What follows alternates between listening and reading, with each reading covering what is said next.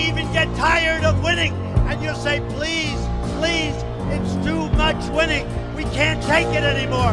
Mr. President, it's too much. And I'll say, no, it isn't. We have to keep winning. We have to win more. We're going to win more. Greetings, Patriots, and good evening. Happy Thursday to you. Boy, do I ever have a show prepared for you guys tonight. We got an all-star cast. Bridge, Colby, and Rubio on the DONROE doctrine. Stephen Miran on tariffs. Trump's SPR Gambit, talking about the Strategic Petroleum Reserve. Lots of people are very concerned that the Strategic Petroleum Reserve has been drained. Trump is just like Biden. There's actually more to it than that. Also, we've got a new DNI officially, and the acting DNI, Bill Pulte, has been going ham, posting stuff, declassifying documents related to election security, and it seems as if there's things happening behind the scenes. So we'll be digging into that as much as we can here. I'm gonna try to blow through this as fast as I can because I gotta go pick my sister up from work, and I've got a lot. So we are going to dive right in here. Do me a favor and tip your streamer. Tips.kingpill.com. Please do. This is the way I work. This is my job. I got to bring home the bacon for the family. You guys are the bacon providers. So please do supply the bacon that I can take home to my family. Go to tips.kingpill.com. And if we hit the goal tonight, you'll see the little pink bar along the top. It'll wrap around the entire screen. And if we hit the goal, then someone will win 10% of the total tip take for the night, in the form of a digital gift card to a retailer of your choice. So go to forum.kingpill.com and make sure you are considered for that drawing. No purchase necessary. Just sign up and give me something to call you and a way to contact you privately. Email actually works best. I found that I need to email the gift card to you, so I'm going to have to ask for your email anyways. But if you, for whatever reason, don't want to put it on a Google Sheet, then I do wipe it at the end of every month, which means in 2 days here, I'm going to be wiping it clean and starting over just so we ensure that the people who are the most engaged in the show are the ones who are most eligible. Yes, rent is due. Yes, please do. Please do contribute. Rent is going up. Can't do anything about it. Rent is going up. Our lease ends this month. And so, yes, every little bit counts. Every tiny little bit. You may think, oh, just a couple dollars, it won't make a difference. It adds up. It absolutely adds up. So please do go to tips.kingpill.com and tip your streamer. I don't think I have anything else to hit here immediately off the top. So let us just dive in. First of all, a huge shout out to the White House for supplying us with yet another fantastic bit of Kino. This is like maybe add it to the Labe intro level of Kino. Finish this fight.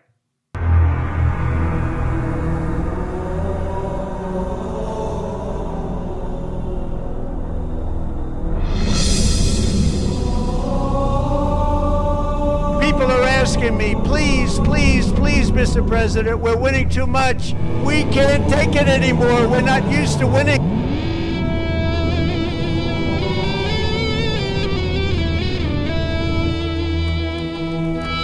Boys! I'm being pandered to!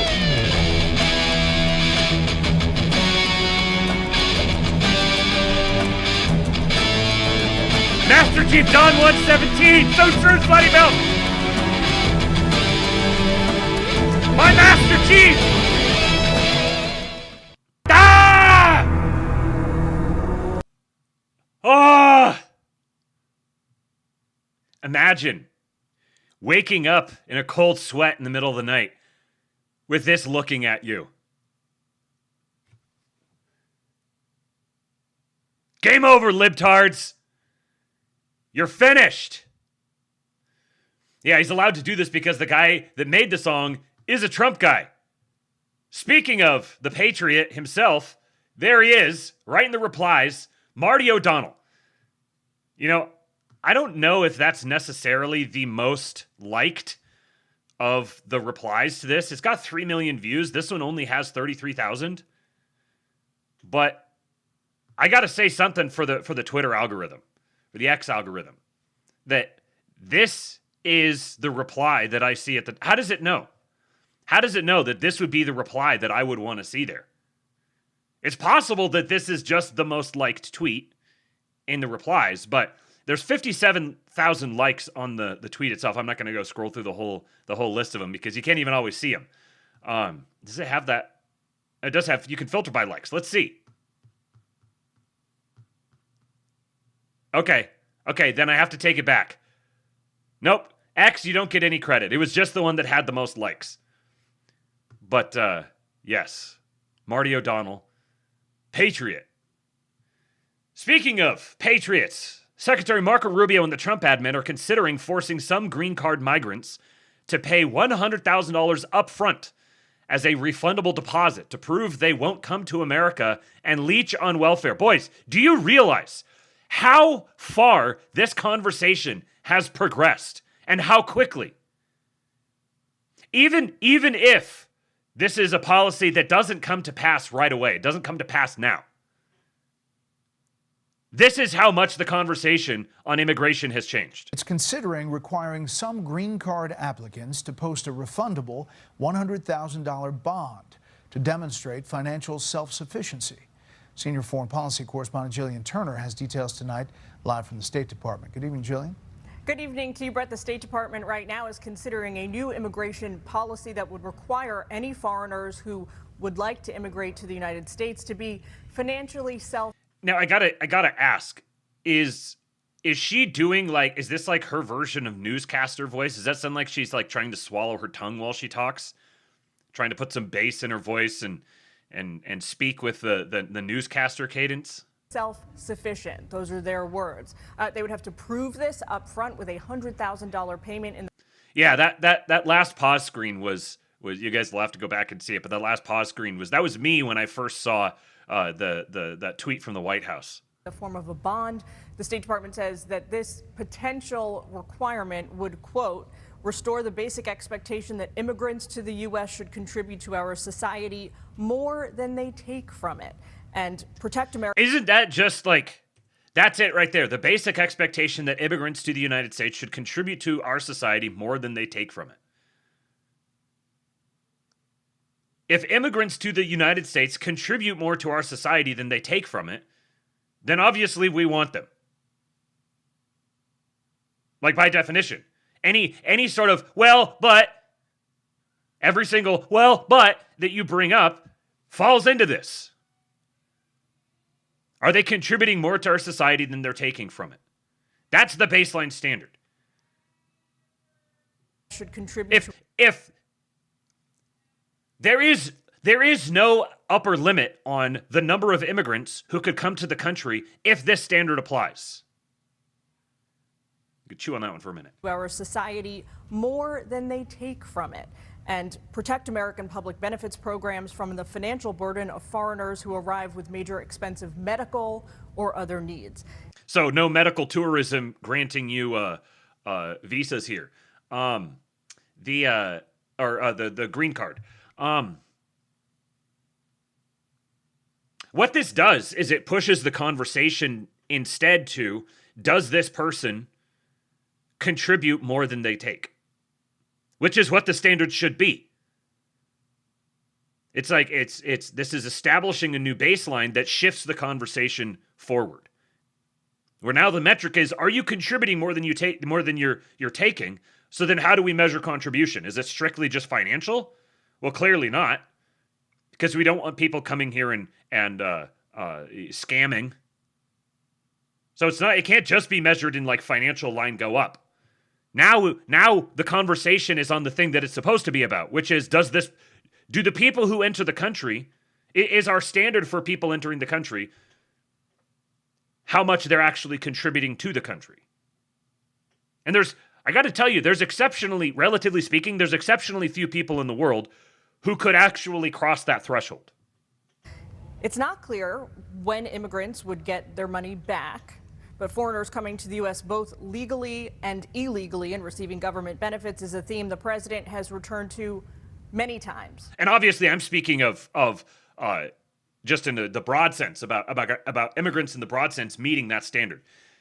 Meeting the standard of being able to put up a $100,000 bond is you got a tiny, tiny percentage of the population that could handle that. During his second term. They came in thousands and thousands came by caravan, and many murders were in these caravans to stop the massive theft of taxpayer dollars, including by the millions and millions. 130,000 foreigners in the U.S. illegally have reportedly left the country voluntarily during the president's second term. So far, this happening under a program that's called Project Homecoming. It remunerates foreigners who choose to self-deport. So that the number she just gave there was just one category of self-deportation. That is the people who have gone to the self-deportation app and signed up and said, yes, I'm going to self-deport. Please pay me to do so. We'll provide the travel for them, and like I said, we'll give them $2,100 roughly to go back home. We want the individuals to be repatriated to their country. Maybe they can go back there and help restore their countries. And breaking right now, they probably won't. The New York Times reporting exclusively that they have viewed documents that reveal the Trump administration has begun arresting foreigners with expired U.S. visas. Arrest again, me when I saw this video. Okay, so the potential requirement would restore the basic expectation that immigrants to the U.S. should contribute to our society more than they take from it, and protect American public benefits programs from the financial burden of foreigners who arrive with major expensive medical or other needs. There's a bunch of other stories that dropped that came out today or were signal boosted today about more fraud that has been uncovered, and more efforts being made to claw it back and to end the programs or freeze federal funding for all of those. I just didn't have time to put all of them into the stack today. You could very easily, here's a great use case for Grok, literally any other large language model, but Grok is the only one I use. Just go to Grok and set up a scheduled thing that it'll I can't remember what it's called, but you put it on a schedule and tell it these are the stories that I want, and I want them delivered to me in this format, and it'll do a regular recap, daily, weekly, monthly, whatever you want, of the stories that fit that particular description. And you can even have it say, when you deliver this to me, explain how this ties into this particular premise or something that I have. Yeah, tasks and automations. T-Con says, using the term foreigner alone is a huge shift. Never heard that used on the news in my life. Yeah, right. So imagine, you got all these people who claim that the mass deportations and the preservation of the American ethnos is of the utmost priority. And they spend all of their time on the internet counter-signaling the one single presidential administration. Doesn't matter what they're counter-signaling about. They're counter-signaling the one single presidential administration who has moved the ball forward on this front more than any other, perhaps in the nation's history. Just merely on that front alone. It'd be like, well, if I think this is really, really important, and publicly counter-signaling that administration is publicly counter-signaling that rhetorical shift by proxy, because that's how words work, then maybe you just keep your thoughts to yourself.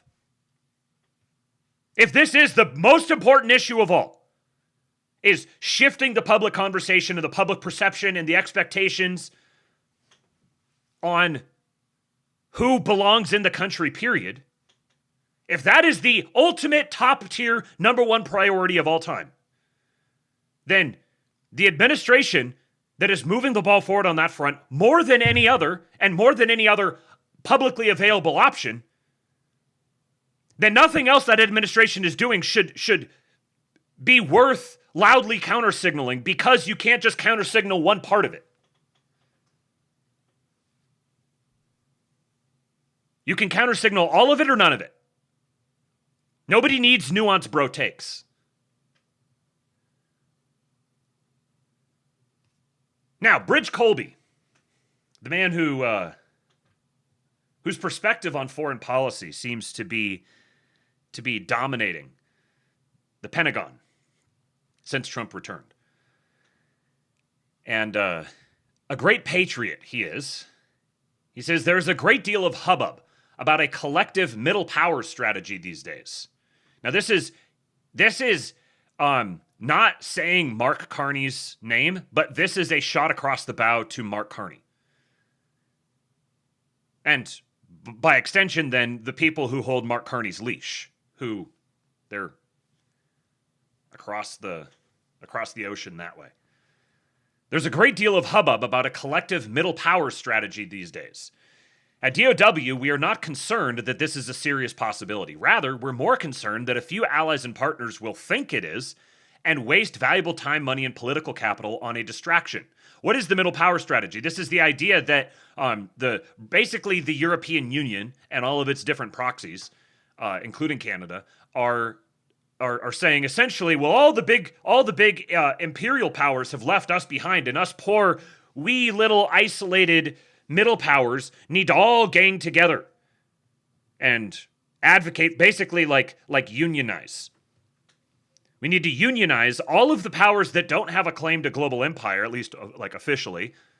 So basically everyone except for Russia, China, and America need to then collect together, unionize. Dave combobulated. I'm getting no audio.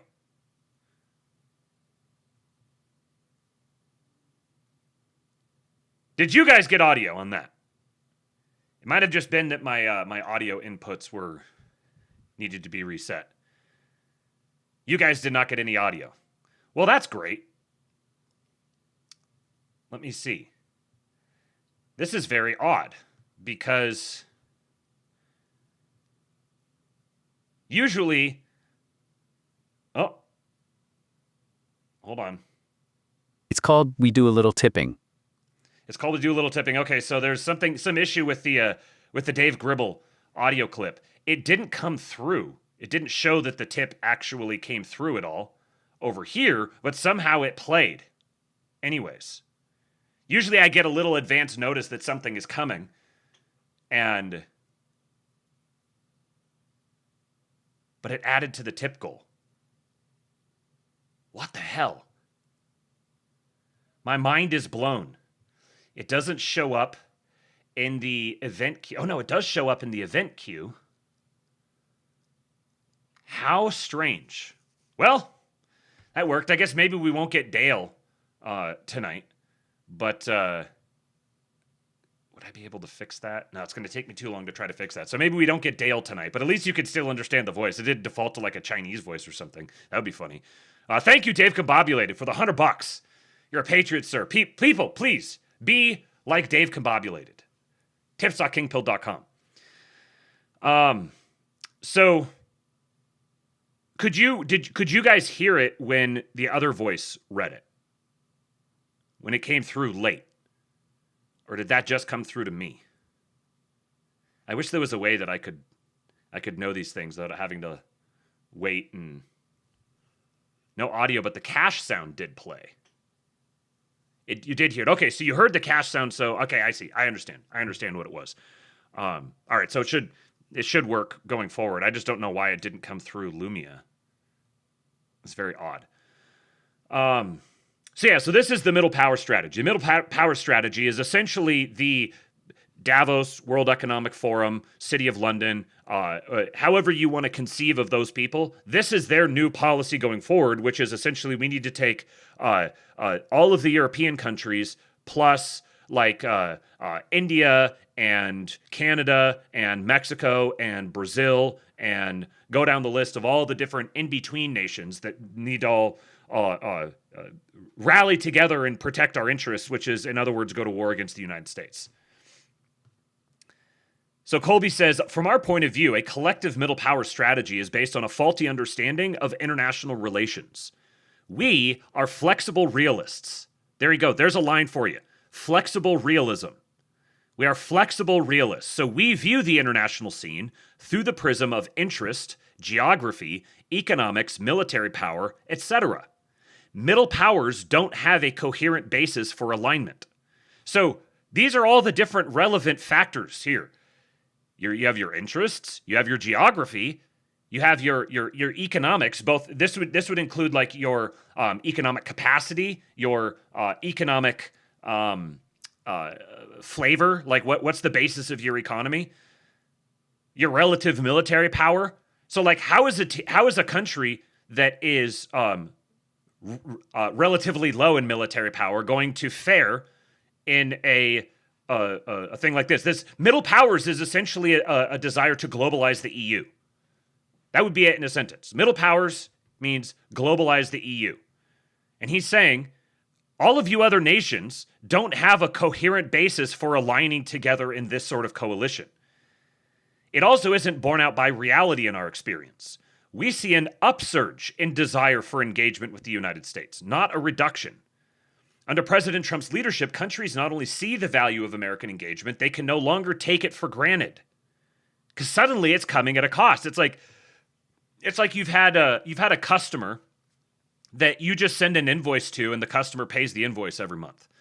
Or actually, it would be more properly like you get the services provided to you, but the invoice never shows up.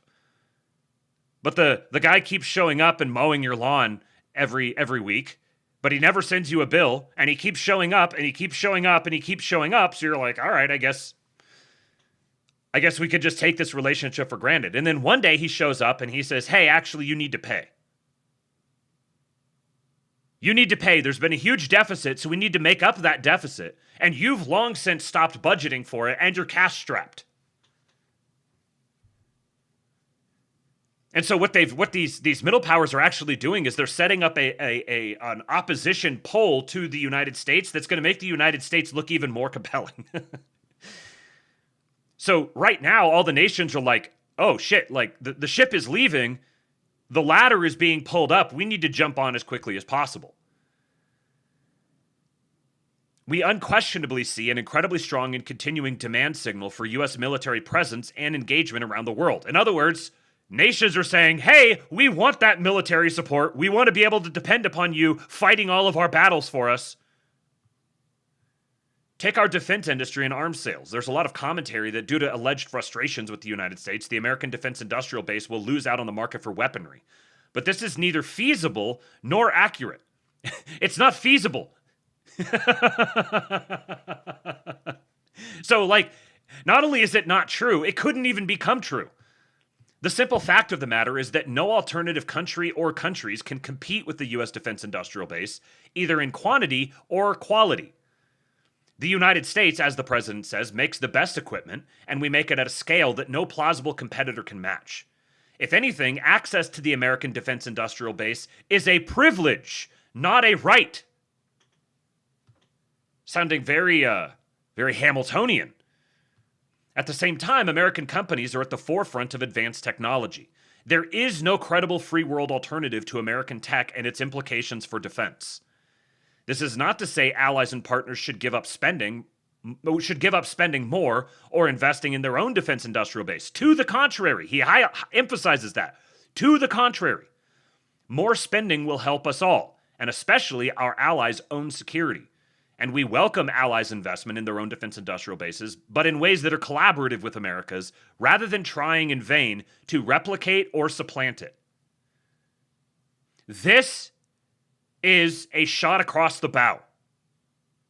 Most directly to Mark Carney, because middle powers has been the thing that he's been going to the big conferences and talking about. And again, this is Elbridge Colby, the Undersecretary of War for Policy, a close ally of J.D. Vance's, and a true storied American family. This is a heritage American right here. If Bridge Colby is not a heritage American, the category does not exist. We've talked about his background in the past. You can just go look it up and go see. Now then, he also wrote this article here, Elbridge Colby, on the opportunities of the DONROE doctrine. Published in americasquarterly.org, the greater U.S. focus on the Western Hemisphere signals a fundamental change in the region, writes the U.S. Undersecretary of War for Policy in a guest op-ed for America's Quarterly. This is what he says. Published yesterday. Earlier this month, I represented the Department of War and Secretary of War Pete Hegseth at the 17th Conference of Defense Ministers of the Americas in Cusco, Peru. There, I sought to lay out for the Western Hemisphere, on behalf of the department, what we regard as a historic opportunity for the United States and its regional neighbors to work together, based on a realistic, pragmatic approach grounded in our shared, enlightened self-interest. Much has changed in the Western Hemisphere since the first CDMA meeting in 1995, at the height of the so-called unipolar moment. In that period, American and Western strategy were shaped by highly aspirational abstractions. A realistic outlook based on geography and national interests took a backseat to liberal internationalism and the rules-based international order. 3 decades later, whether one likes it or not, that era is far gone. The era of liberal internationalism and the rules-based international order, in other words, highly aspirational abstractions, that era is far gone. And it is being replaced with a realistic outlook based on geography and national interests. President Donald Trump and the Department of War are not only acknowledging these realities, so they're not like initiating them. They're recognizing them as extant realities, things you can't do anything about. You just have to grapple with these self-evident facts. We hold these truths to be self-evident, that the days of the rules-based international order are over. So President Donald Trump and the Department of War are not only acknowledging those realities, but actively reshaping American and our ally strategy to address them, guided by a flexible realism articulated in the 2025 National Security Strategy and 2026 National Defense Strategy. There's that term again, flexible realism. And how are they acknowledging those realities? Actively reshaping our allies' strategy to address them. So the implication here is that being an ally of the United States is to be an ally with the United States, you need to recognize and submit to these realities and accept the United States leading the charge on addressing these realities. You are becoming a junior partner. The United States model for empire is going to be very, very different. It already is, and is going to continue being very, very different than any model of empire yet to exist. More on that later. This involves a fundamental change in our approach to the Western Hemisphere. And this is needed. For the last generation, the very hemisphere where our own country is located was, frankly, a backwater in America's strategic imagination. Isn't that strange? Isn't that strange that the very hemisphere where our own country is located wasn't even a focus for America, for the projection of American power?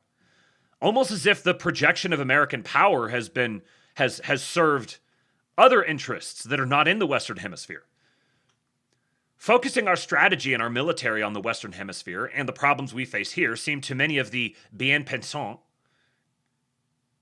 and I'm not going to say that again, I feel dirty, to be grubby, beneath the dignity of our armed forces. Yet that putatively benign neglect, in practice, turned malign. Bridge Colby can write. Bridge Colby is if there was such a thing as American aristocracy, Bridge Colby would be American aristocracy. Like, grew up studying Latin, going to private school, has lived in, you might recognize the last name. He has been among the American ruling class for a long time. His family has been. And he is well educated. So that putatively benign neglect, in other words, supposedly neglecting the Western Hemisphere, is benign. It doesn't have a cost to it. It's fine. It's whatever. No big deal. It's kind of gross. It's yucky. Like, we don't want to have the military here. We need the military off on the frontier. But in practice, it actually was a very bad thing. In recent decades, Latin America's scourge of narco-terrorism grew far worse. A record number of Americans and their neighbors, hundreds of thousands in recent years, were killed by lethal drugs and narco-terrorist violence. It's funny, people are like waiting for the big war where like a huge swath of the population dies. That war has been ongoing. Americans have been dying at disproportionately high numbers for decades now. Whether they're being poisoned or killed in what just is attributed as like ordinary violence. It's like, oh yeah, whatever. There's just like violence that happens. No, this is part of a military strategy to destroy the United States from the inside. And it has been for decades. Americans have been dying in war for decades. They didn't stop after World War II. It continued. Hard left regimes that enabled narco-terrorists multiplied across our hemisphere, from Nicolas Maduro's Venezuela to Daniel Ortega's Nicaragua and Evo Morales' Bolivia. These governments and their allies failed in their own countries and exported that failure to ours by enabling mass migration. This contributed to the worst border crisis in the history of the United States while destabilizing many of our societies. The United States has been being invaded. There's been a slow-motion invasion of the United States, complete with drugging and killing the population on their way. The war is already here. It's not coming. It's been here. We are already in the thick of it. This is not like, oh, we need to prepare. It's coming soon. We got to be prepared. People aren't ready. Nigger, you aren't ready. You've just accepted this stuff as somehow some sort of normalcy or something. And like the bad stuff is yet to come. The bad stuff came a long time ago. You know, you look at crime stats. And there's a transition for you. You look at crime stats, and you see that people are like posting all these obviously like members of a cartel, or like Arab guys, or sometimes even just straight up African guys who are categorized as white. And people are like, oh, this is an injustice, like blaming white people or trying to minimize the impact of the non-white people. But think about the downstream implication of that. You already can see crime statistics by demographic. And it's white people are extraordinarily nonviolent. White people's, all white neighborhoods, the whiter states, all of the white parts of the country. Thank you, Anabolic Plan Truster, for the gifted sub. All of the white parts of the country are all extraordinarily nonviolent relative to the rest of it.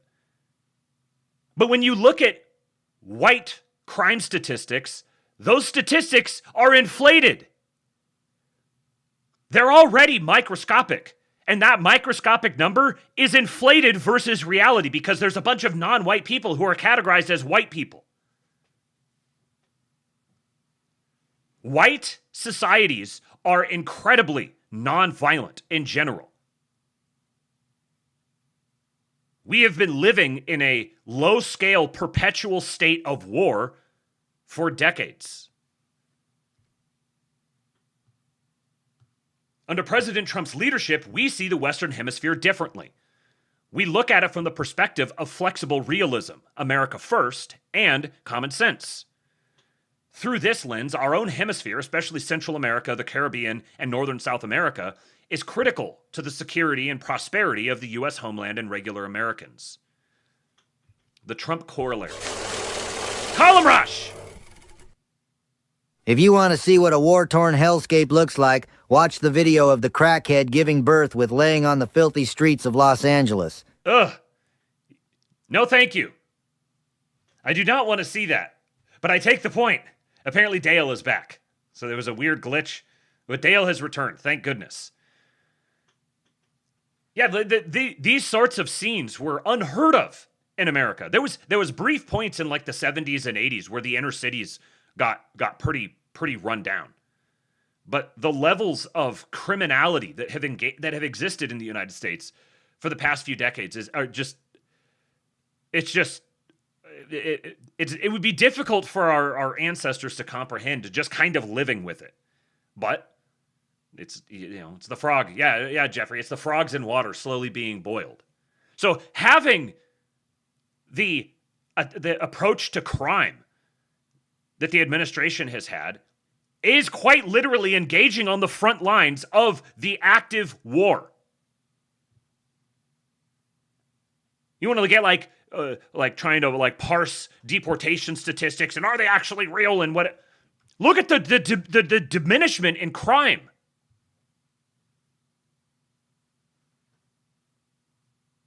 Like a 100-year low murder rate. All of the arrests being made in cities like Memphis and New Orleans and Detroit and Chicago. We don't just have an immigrants problem, we have a crime problem. And you can walk and chew gum at the same time because all of these things need to be addressed.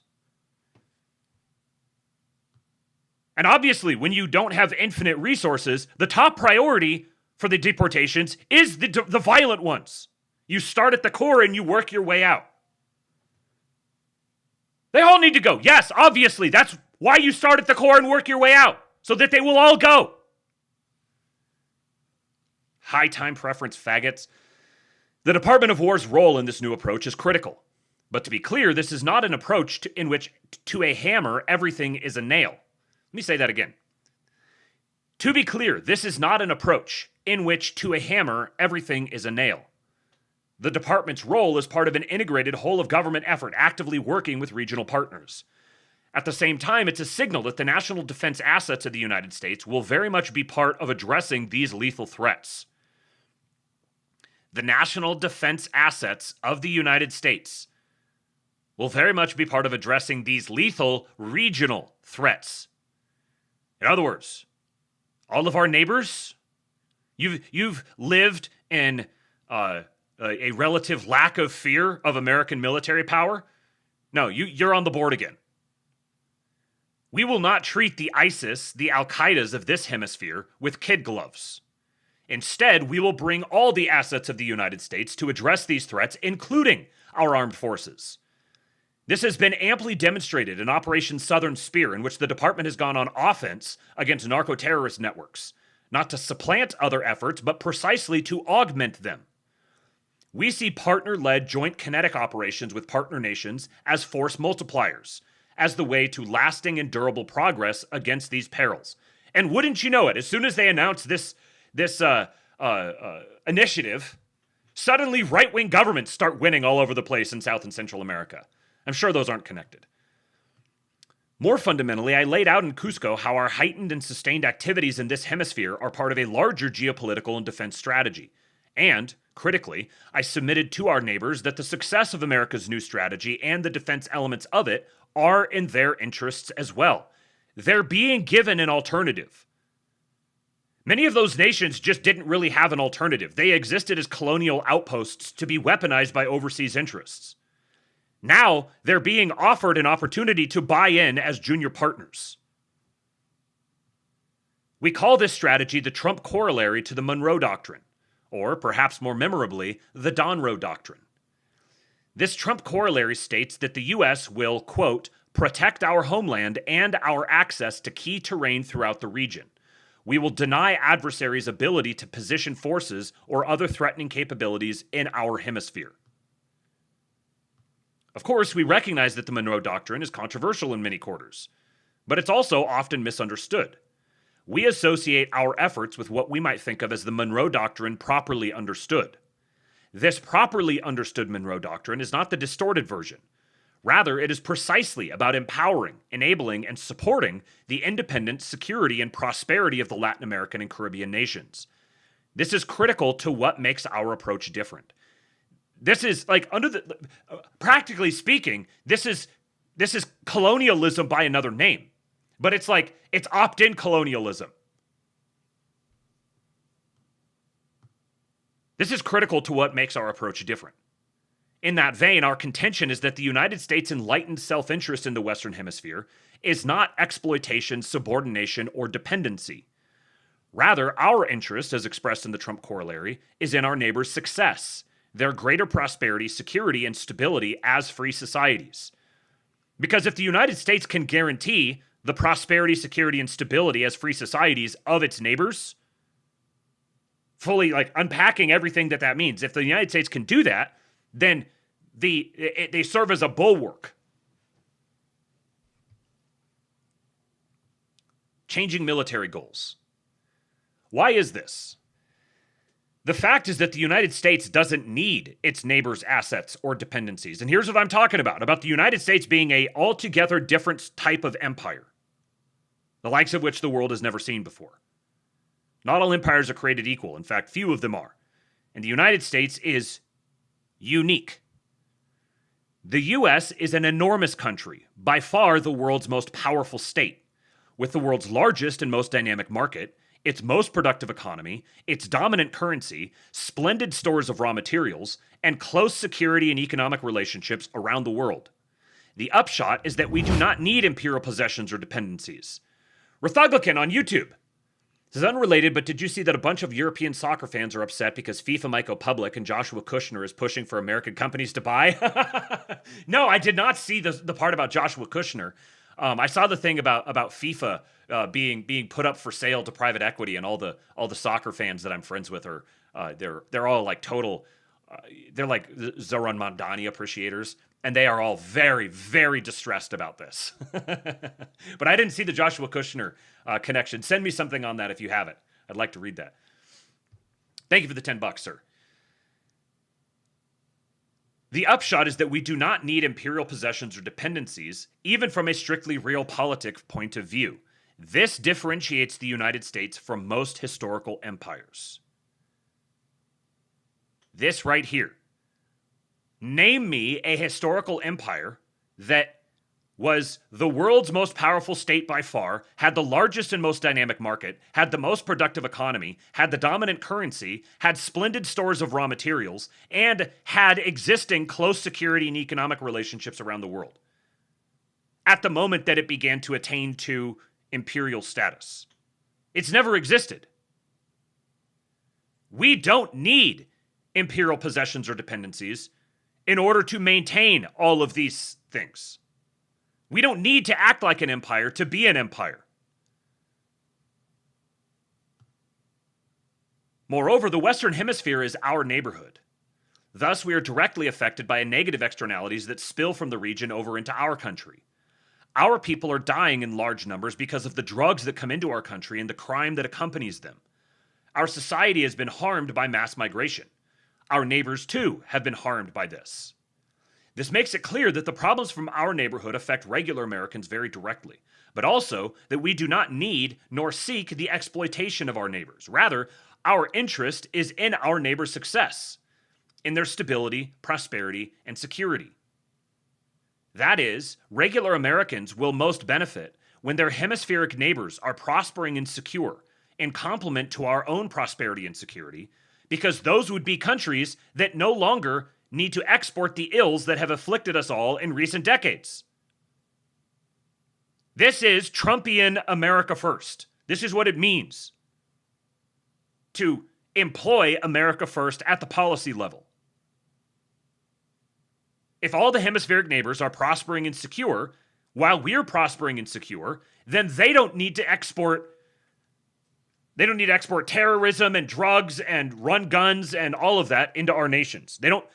The more prosperous and secure they become, the less surface area there is for adversaries to attack and intrude into the United States, using them as proxies.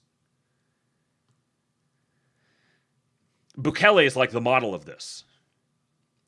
Now, this has been said before, but usually by those promising a kind of Peace Corps vision of American policy toward Latin America, or a root causes vision of spending your way out of bad policies. Those policies failed in significant part because they framed our neighbors as dependent. We offer a more realistic and empowering option. In other words, the Peace Corps vision of American policy toward Latin America, or a root causes vision of spending your way out of bad policy, these are the feminine attempts at solving this problem. And like every feminine attempt at solving a problem, it makes a child out of someone. Those policies failed in significant part because they framed our neighbors as dependent. If you frame them as dependent, they're going to act as dependents, which means they're going to be up for sale. They're going to be up for adoption. But if you frame them as dependent and you establish a close personal relationship that's mutually beneficial with them, and you elevate them by providing them opportunities and protection, and by gating access to the opportunities they're getting from everyone else, giving them premier opportunities because they're in your neighborhood, this is inducing buy-in. This isn't this isn't longhouse foreign policy. Our approach does not juxtapose defense against development like the visions of the past. That is not an interesting comparison. Defense is different from development. Because like defense is like guns and it's like icky and mean and stuff. But development is all like nice and like fairies and rainbows and lollipops and stuff. Rather, it recognizes the verity that security is a basic prerequisite for national development. Security is a basic prerequisite for national development. So if we want to develop our nation must be secure. We must close the border. We must protect our markets. And likewise, for other nations in our hemisphere that we are inducing into development, this must be done in collaboration with defense to maintain their security.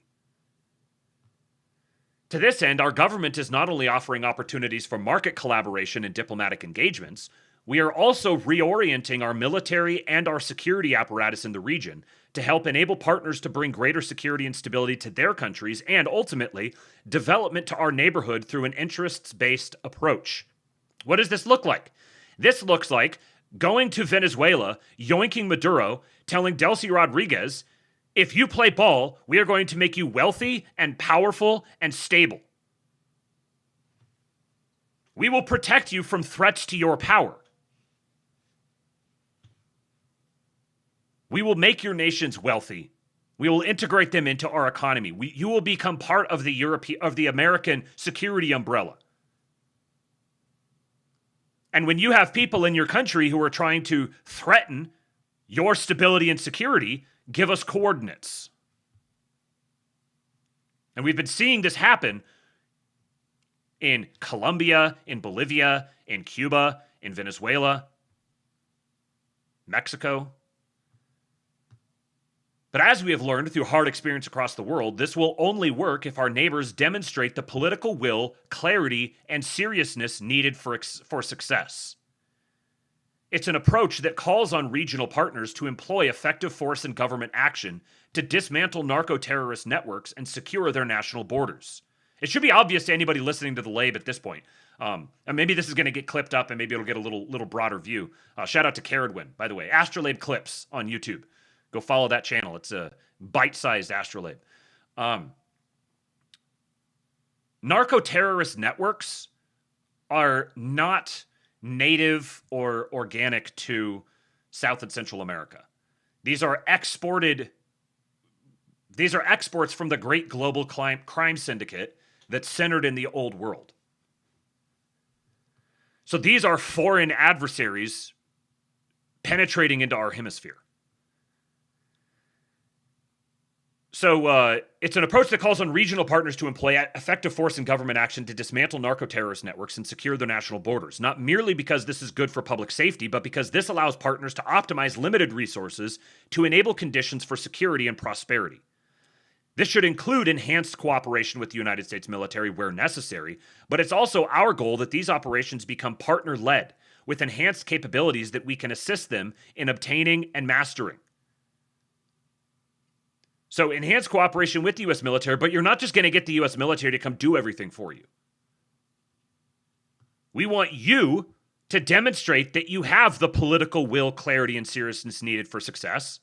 And then to the extent that you do that, we will provide you enhanced capabilities. We also call on regional partners to protect their critical assets. This is not only a precondition for investment and development, it is their part in ensuring lasting peace. As the U.S. works with allies and partners around the world to ensure favorable balances of power in other regions, we will not ask neighbors to project power out of this region. All we ask of our neighbors is that they work with us to deny any actor the ability to claim and exploit key assets here in this hemisphere. So we're not going to ask you to send military assets to the Middle East. We're not going to ask you to institute a draft and send some of your boys over to defend Taiwan. We just want you to do your part here and quit selling out to foreign interests, which would include the old world and China. And a lot of the extent to which China is, I'm not going to say it's all because of it, but a lot of the extent to which China has engaged in these sorts of operations here is is done at the behest of, because like China's not a monolith. There are different power influences within the Chinese state, and a lot of that is turning over right now. And so there are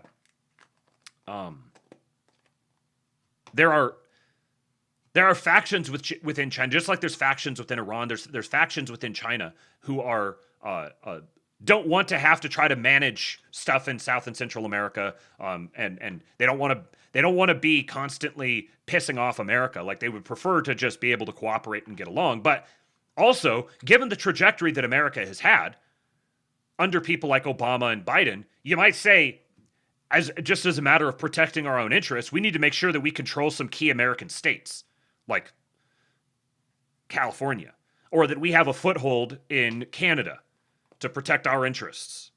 That would be a rational thing for them to do, given the way that the United States was being governed. So now it's a matter of building trust. I've got to say, thank you, Pale Morning Dude, for the 100 kicks. These Zone, it's not going to show up on here. Yeah, there we go. These Zone 9 milligram jalapeno lime. I was skeptical, but I was like, I'll give it a shot. Very, very good. Give me just a second here to update the tip goal.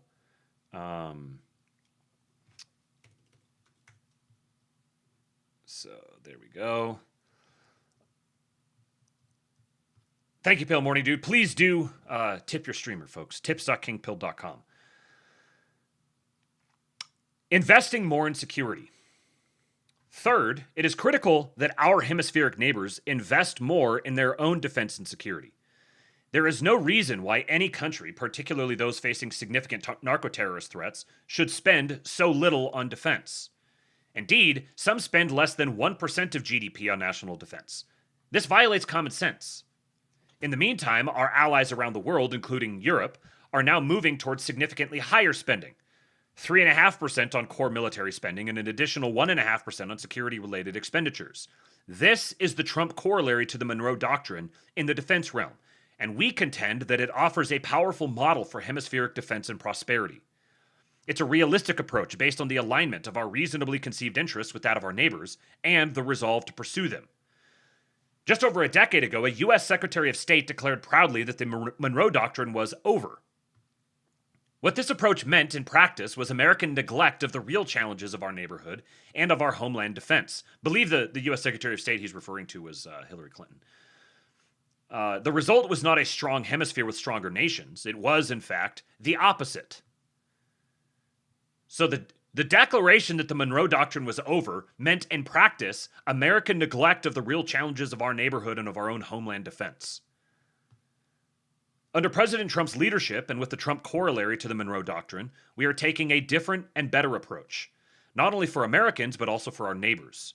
We want strong, reliable, and effective partners, not feeble and dependent ones. Together, we have a path to make this a reality. Let us take it together. Once again, this was Elbridge Colby, the U.S. Undersecretary of War for Policy. In this role, he is the principal advisor to the Secretary of War on matters of defense and foreign policy. And his book is very, very good. Strongly recommend it. Slutty Milk can vouch. And this is this is exactly the sort of foreign policy that he advocates. He mentioned something in here about balance of powers. That might be the like most used phrase or most used concept in the book, because that's how he sees national defense, national policy in general, that it's a matter of balancing powers in individual regions to ensure that a particular power can't obtain like overmatched strength in that particular region to the extent that they can then begin projecting still further power outside. So the United States, in the emergence of the U.S. empire, what we're seeing here is whether it's being done intentionally or just as like emergently, the way that the U.S. empire is going to be structured is something akin to a partnership. It's going to be kind of like the king with all of his separate lords, and each nation represents each of those lords. Now, each of the lords can has different things to offer. They can buy in. They can be sort of forced by circumstance or necessity to just accept the relationship or the arrangement. But the king maintains his power by pacifying and accommodating all of the lords who themselves are granting their power to him. So his power is comprised of the slices of power that are being contributed to him by all of his direct dependents. Or I guess they're not dependents necessarily, but they sort of do. Like, this is the way that the feudal model emerged. So we're getting like feudalism at the nation state level, with America serving the role of king. But this is a king that is not striving to be a tyrant. It's a king that's striving to defend and protect his territory, and you can opt in to be part of his territory that he defends and protects. When you do, you're going to get military benefits, you're going to get financial benefits, you're going to get trade benefits, you're going to be able to sort of bypass the cover charge, or like that's the way you pay the cover charge. You buy in, and then you're on the inside, and all the other nations are on the outside. We're taking that model and extending it to the nation state, where all the other smaller nations have the opportunity to become junior partners to the senior partner that is the United States. Yeah, also slapping down lords that get a little too froggy, correct. Now, let's talk about the Strategic Petroleum Reserve. I've heard lots of hue and cry about this recently, and Tom Luongo and Vince Lanci had a great episode about this a couple of weeks ago. And then Tom very helpfully wrote out kind of the key thesis here in this tweet. He said, for everyone who thinks that Trump is draining the SPR during this period of the war and comparing him to Biden, the only thing these events share is the drawdown in inventory. How these sales were structured, however, is completely different. In 2022, Biden straight up sold the oil into the market without any intention of buying it back. They even went so far as to refuse to buy back at $70 a barrel after having sold it to Europe for $95. So they sold the oil to Europe for $95, and then when oil prices dropped back down again, down to $70 a barrel, they didn't replenish the stock. Those barrels went out and never returned. You can see that clearly on the chart. Now, in 2026, Trump has executed these sales under the auspices of an exchange. A key difference here. He sold the oil into the peak price for those domestic companies that needed the oil today, but under the arrangement that those barrels would be replaced by the companies at a future date, likely 1 year from original sale, at the current price then. So essentially, these are repo contracts except for barrels of oil. So those companies are buying the oil from the Strategic Petroleum Reserve at today's price, and they're agreeing that they're going to sell those barrels back at the future price. The SPR inventory data only reflects the actual barrels in the tanks, so there is a limit to this policy here. But the oil will be coming back. So it looks the same on the chart, but it's not, because the oil is booked for replacement in a few months when, magically, the SPR inventory data will begin to rise. Soren the K, or Vince Lanci here, and I covered this exact story in episode number 251 of the Gold Goats and Guns podcast earlier this month. The link is in part 2. Vince also pointed out that if this situation was dire, Trump would suspend the exports of middle distillates, so like diesel and heating oil, to support domestic needs. So if they saw in the data that the situation was near the breaking point, then Trump retains the ability to declare a national emergency and suspend exports. Now, obviously, that would be there would be a big political hue and cry about that, so they have to hold off on that for as long as they can. But the fact that that hasn't even begun to be discussed yet, they haven't begun to like sort of seed the market or get people prepared for it, means that the situation is not as dire as the bears and the doomers want you to think they are, or want you to think it is. So as we stand today, Trump is using that tight middle distillates market worldwide to advantage domestic producers who are collecting the massive 3-2-1 crack spreads that folks like, this is Tracy Shugart, I think that's her name. Come on. Yeah, Tracy Shugart. The 3-2-1 crack spreads that folks like Tracy Shugart have been noting. So they're using the middle distillates market. Domestic producers are using that middle distillates market to sell into the global market while prices are high. So they're making all of their money there. I would go a step further and say, and have said, that Trump doesn't care about oil prices dropping or rising because it's clear the U.S. is making money on both sides of the trade. And he can squeeze his opponents using those exports as leverage. Like at a certain level here, it is an electoral thing because people don't understand all of this. So people just see, oh, gas prices are higher than I like them to be, so I'm mad about it. But this is also why you have a president, to be able to make this judgment and see that objectively, this is making the United States better off. As oil prices rise, U.S. domestic producers make more money. More money translates into greater financial capacity within the United States and a greater ability to induce them to expand and produce more. Yes, in this case, I'm looking at Europe, whose energy stores are low, prices are high, and they're about to add to their regulatory woes by adding carbon taxes to the price of diesel, and whose capital markets are more vulnerable to this than the U.S. is. So allowing oil prices to rise, permitting oil prices to stay higher, is bankrupting Europe. The United States capital markets have more than enough ability to absorb all of this. It's a high-risk strategy, no doubt. Likely this was also coordinated with China, who is using its SPR in a similar manner. But this is not a case of anyone being trapped, but rather a case of managing the clock as events on the ground play out. As always, facts matter more than narratives. Of course, it was Geiger Capital who was tuning out about this. And interestingly, I was watching a couple of videos on how the Strategic Petroleum Reserve works, like what is it? And it's a bunch of caves, essentially, or like wells, kind of, drilled down into the like salt. It's basically drilled into salt. These are they're like half a mile deep and a few hundred feet in diameter.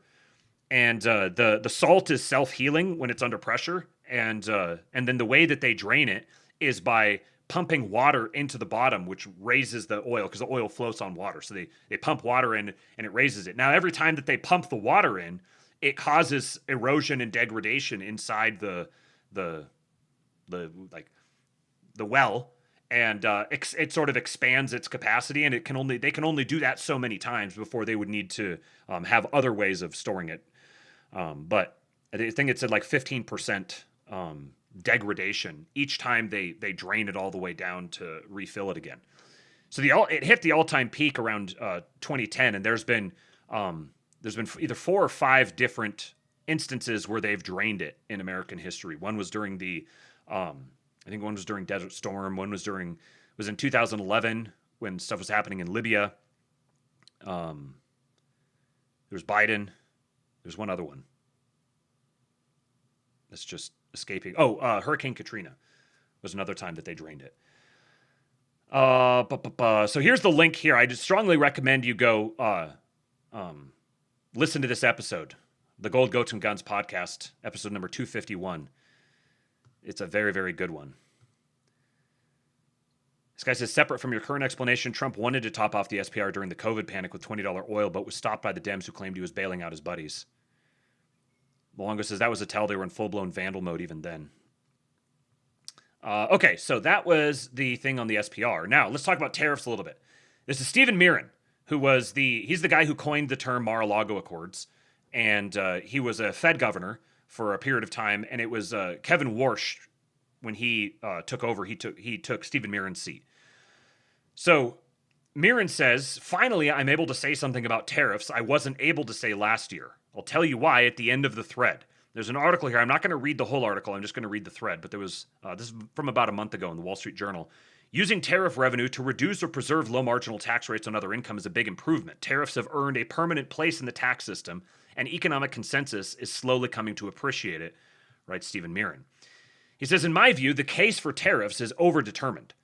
There's national security reasons, you need self-sufficiency in war equipment, financial stability reasons, you don't want the net foreign asset position exploding, and an under-discussed reason, tax policy. So in other words, the case for tariffs is overdetermined, meaning there's like too many good reasons for them. We don't need to sit here and have this conversation. Oh, should we have tariffs or not? There are 2 centuries of research on optimal tariffs. Tariffs are interesting because, unlike labor or capital taxes, foreigners bear, in the long run, a material portion of the burden of the tax. So if you're taxing labor or capital, then the domestic population is bearing the material portion of the burden. But with tariffs, foreigners are the ones who bear that, and increasingly over the long run. That means that when raising tariffs from low levels, overall national welfare, including revenue, increases. Eventually, the domestic share of distortions outweighs the benefit of revenue. The point at which this happens is called the optimal tariff. Sort of like it's like a Laffer curve for tariffs. Using traditional elasticity estimates, I calculated that in the long run, foreigners will bear about 70% of the burden of U.S. tariffs. My read of the literature is that the optimal tariff is somewhere between 10 and 40%. He's got a link here to a speech of his on the inflation outlook when he was Fed governor. I touched on this in my 2024 paper on trade because I cited the Handbook of International Economics chapter on the subject, and one of its authors is French. Le Monde asked them to respond to me after my nomination to the Council of Economic Advisors. They offered the standard response. Optimal tariffs work in theory, but not in practice because retaliation erodes the benefit of the revenue. However, I always expected that there wouldn't be much retaliation. Indeed, POTUS and the entire administration warned against it. At Hudson Institute, I emphasized that retaliation would make it more difficult to maintain the defense umbrella. In other words, we're going to institute these tariffs. If you want to economically retaliate against us, then you're not going to keep the same benefits of the American defense umbrella. The net result was very little retaliation against our tariffs. In fact, the president negotiated trade deals that involve our trading partners lowering their trade barriers and committing to invest in the U.S., effectively negative retaliation. So not only did they not retaliate, they actually said, more, daddy, give me more.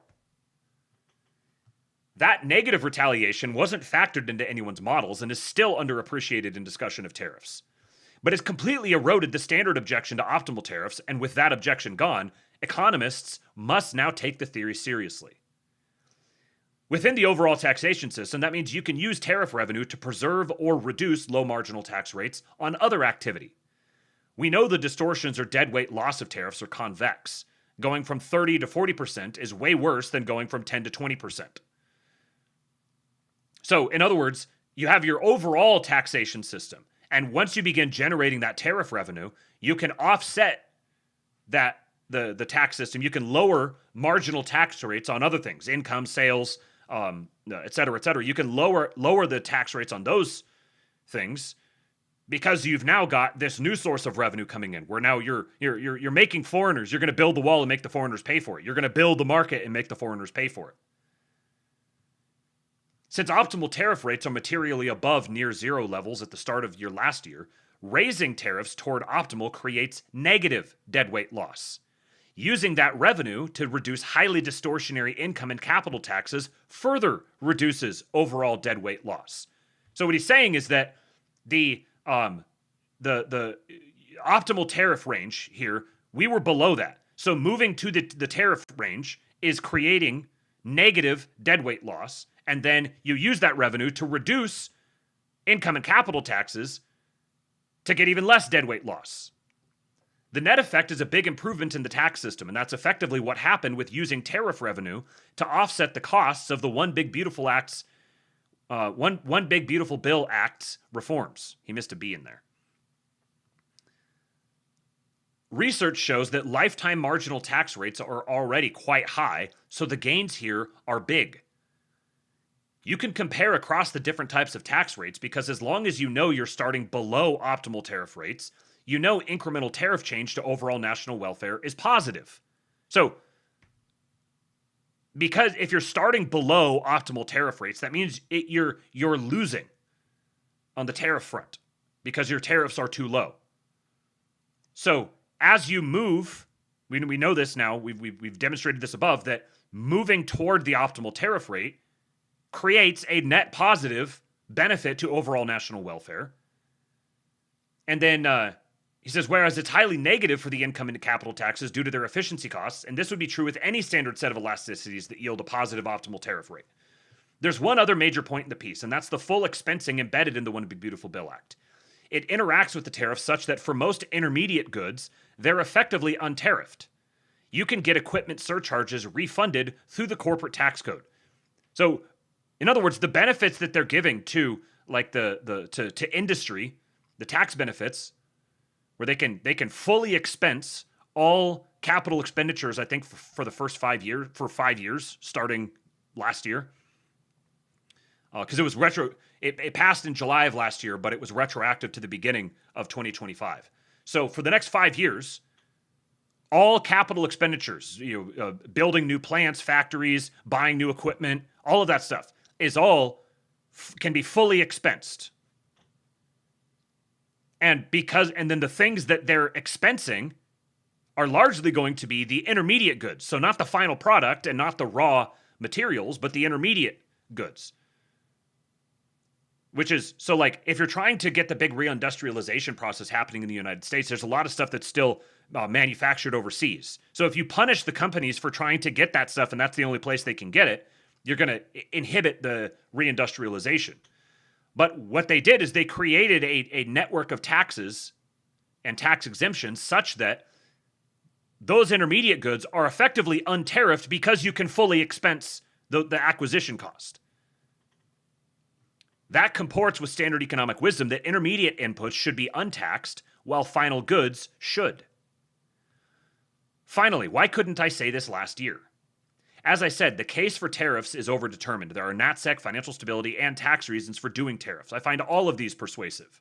Like any of these on its own would be a justification for tariffs. The financial stability, the tax benefits, the national security benefits. However, the statutory justification for the tariffs last year was the national emergency of trade deficits via IEEPA. Given that IEEPA was litigated, it would have interfered with the legal case if I had said that tariffs were good for revenue and tax purposes, even if that's not actually the reason we gave in law for the tariffs. So I couldn't speak about revenue and taxation on the matter. But all of the economics is valid.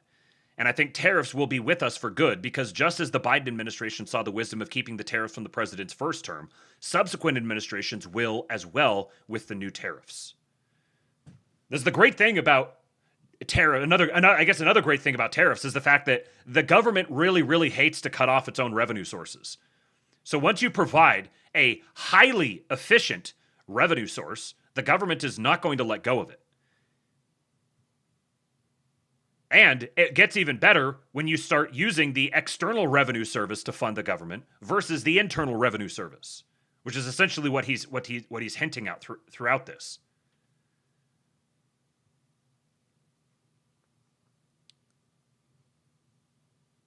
And then, so Trump imposed additional tariffs on Canada, and Sundance here had some thoughts. He says, folks, these announced 50% tariffs are not ever coming off. This is not Trump negotiating, not this time. Look at the way they're quantified and structured. It's very obvious from the construct and details of this announcement that U.S. Trade Representative Jamieson Greer, Patriot, has completed a comprehensive review of the retaliatory action by Canada that followed the U.S. Section 232 tariffs on steel and aluminum. Last year, 2 countries retaliated against the U.S. for the 232 steel and aluminum tariffs, China and Canada. The U.S. Trade Representative Office has now quantified the tariff and non-tariff barriers triggered by Canada in 2025, and Greer has provided President Trump with a financial quantification of the trade impact. The 3 Canadian retaliatory sectors highlighted include, first, alcoholic beverages, second, motor vehicles, and third, dairy products. These are the 3 segments quantified by U.S. Trade Representative Greer that formed the basis for the U.S. to retaliate with countervailing duties. Effective 30 days from now, August 16, 2026, President Trump has established a 50% tariff rate against a wide variety of Canadian imports. And these are not like the emergency tariffs that he applied because of trade imbalance through IEEPA. Those were the ones, they went through the whole Supreme Court thing and they were like, okay, you can't use tariffs this way anymore. You actually have to go through this route. This is that route. There is no legal justification for stopping or changing or anything these tariffs. Essentially 3 major annexes, he's got the links for them, bolstered by last year's decision by the U.S. Supreme Court that empowers the executive to issue specific reciprocity and protectionist or non-income oriented tariffs. That was one of the things they said. You can't generate, only Congress has the ability to generate revenue. Only Congress can generate revenue through taxes. So you can't impose a tariff if the purpose of it is generating income. But there is explicitly defined and reinforced by the Supreme Court that the executive can issue specific reciprocity and protectionist tariffs. With the quantification completed by Greer, Trump turns to the authority of Section 338. Section 338 authorizes the president, if he determines it will serve the public interest, to offset any burden or disadvantage placed on the commerce of the United States by an unequal imposition or discrimination by a foreign country, by specifying and declaring additional duties not to exceed 50% ad valorem, or its equivalent, and not to take effect earlier than 30 days after the president's proclamation finding that a foreign country imposes an unreasonable charge, exaction, regulation, or limitation that is not equally enforced on the like articles of every foreign country, or discriminates in fact against U.S. commerce in a way that places the commerce of the United States at a disadvantage compared to the commerce of any foreign country. Section 338 also authorizes the president to suspend, revoke, supplement, or amend any proclamation under Section 338 whenever the president deems that the public interest requires such action. Further, Section 338 authorizes the president to exclude products of the foreign country if the foreign country maintains or increases the discrimination against the commerce of the United States, and the president deems the exclusion to be consistent with the public interest and the interest of the United States. Essentially, the list is very long and includes almost every assembled component part created by Canadian manufacturing. We can surmise the baseline as part of the non-negotiable trade calculation done by President Trump and Greer that will carry forward into any further trade agreement inside or outside the USMCA construct. Meaning, if the trilateral agreement holds, the USMCA, these valuation targets will be part of the expectation from the USA side of the discussion toward Canada. However, in the more likely scenario, a bilateral trade agreement is preferred. This now quantifies the tariff reciprocity anticipated by the USA, in addition to the elimination of non-tariff barriers. Canada will pay this amount, regardless of what they end up trying to negotiate. The revenue generated by these tariffs is permanent. So there's a lot of ways. He summarized it very well at the end. But basically, USMCA is going to be renegotiated. It's going to be updated. And the USA says, here's what you're going to update to if the USMCA is going to hold. If the USMCA does not hold, then the United States and Canada are then going to negotiate bilaterally, and this is going to be what the USA wants.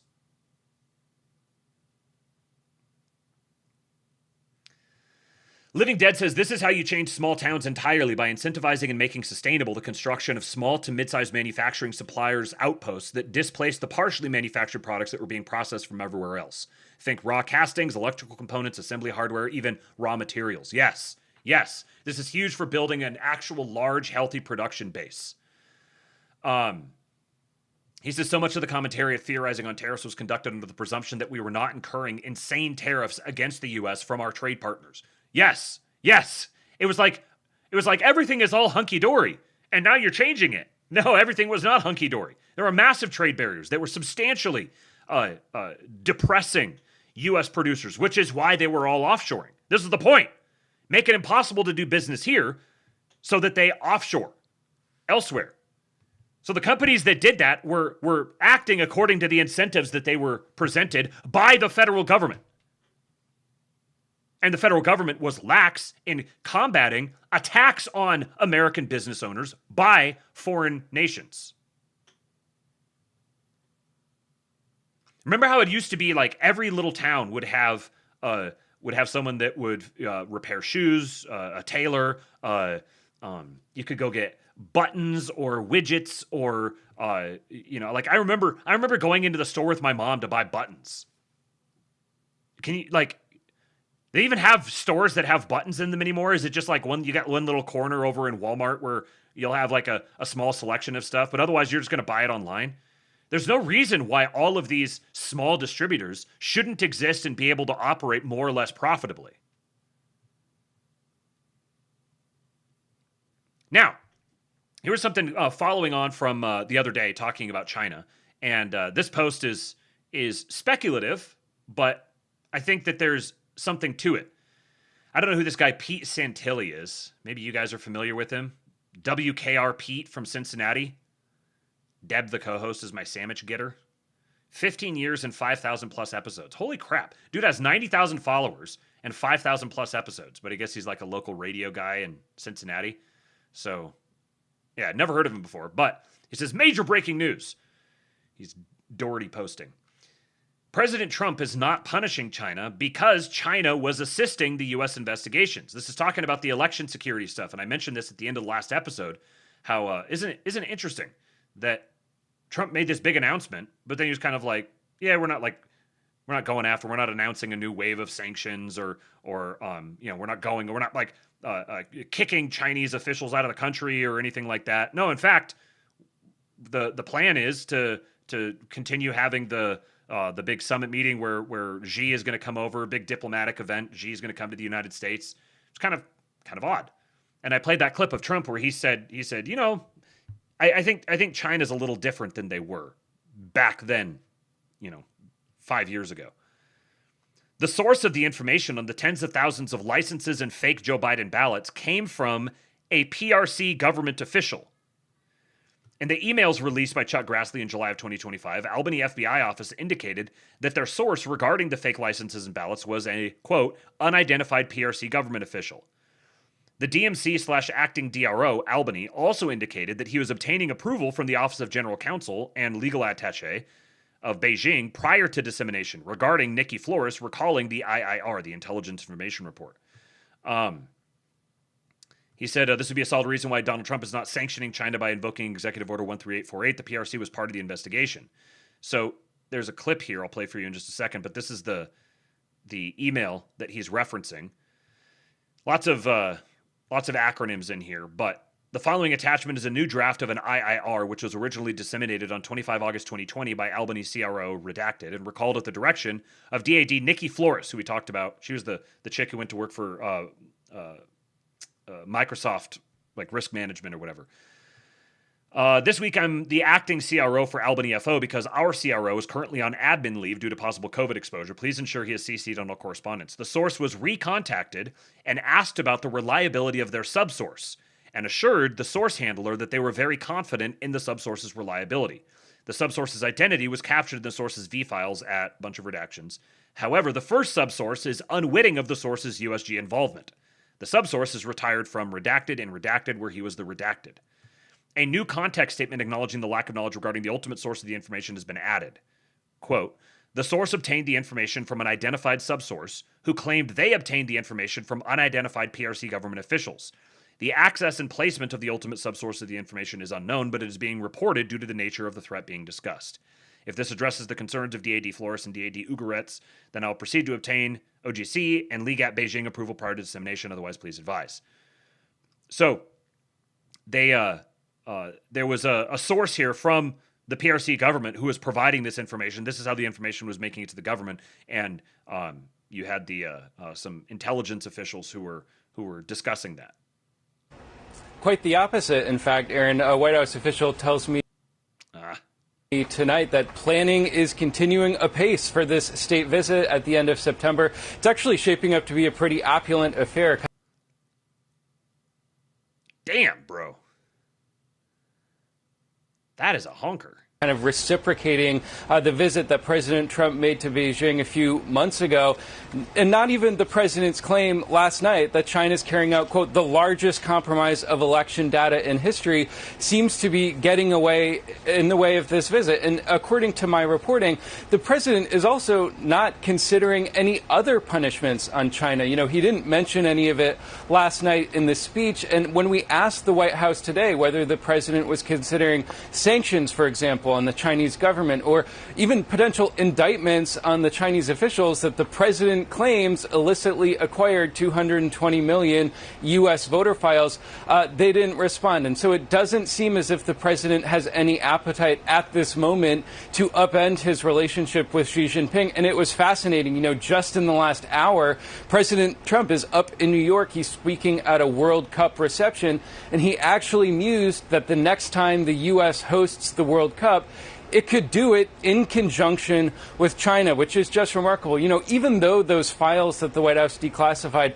showed absolutely no evidence that China was able to manipulate any votes, it did reinforce just how voracious China's appetite is for U.S. information and U.S. data. It talked about how China had actually hacked Joe Biden's 2020 presidential campaign. President Trump made no mention of that in his speech, and he also made no mention of punishment or repercussions. The real repercussions that he was focused on were on the American intelligence officials who he said had withheld this information from him. He actually tasked 4 different federal agencies with investigating them, firing them, and filing criminal charges against them. So, if you didn't have the background, I think, of the people here at the Lab, if you didn't have the understanding of geopolitics as it is right now, it would seem like it would be pretty hard to believe that Trump would make this big announcement about China having accessed all these voter files and everything, and especially with the background of the trade war and all the negotiation with China, and then Iran is a Chinese ally, and we're actively bombing the fucking shit out of them. And the fact that there was no big posturing toward China over this would seem to be kind of odd. You would think, hey, you guys were I lost an election because you guys were interfering.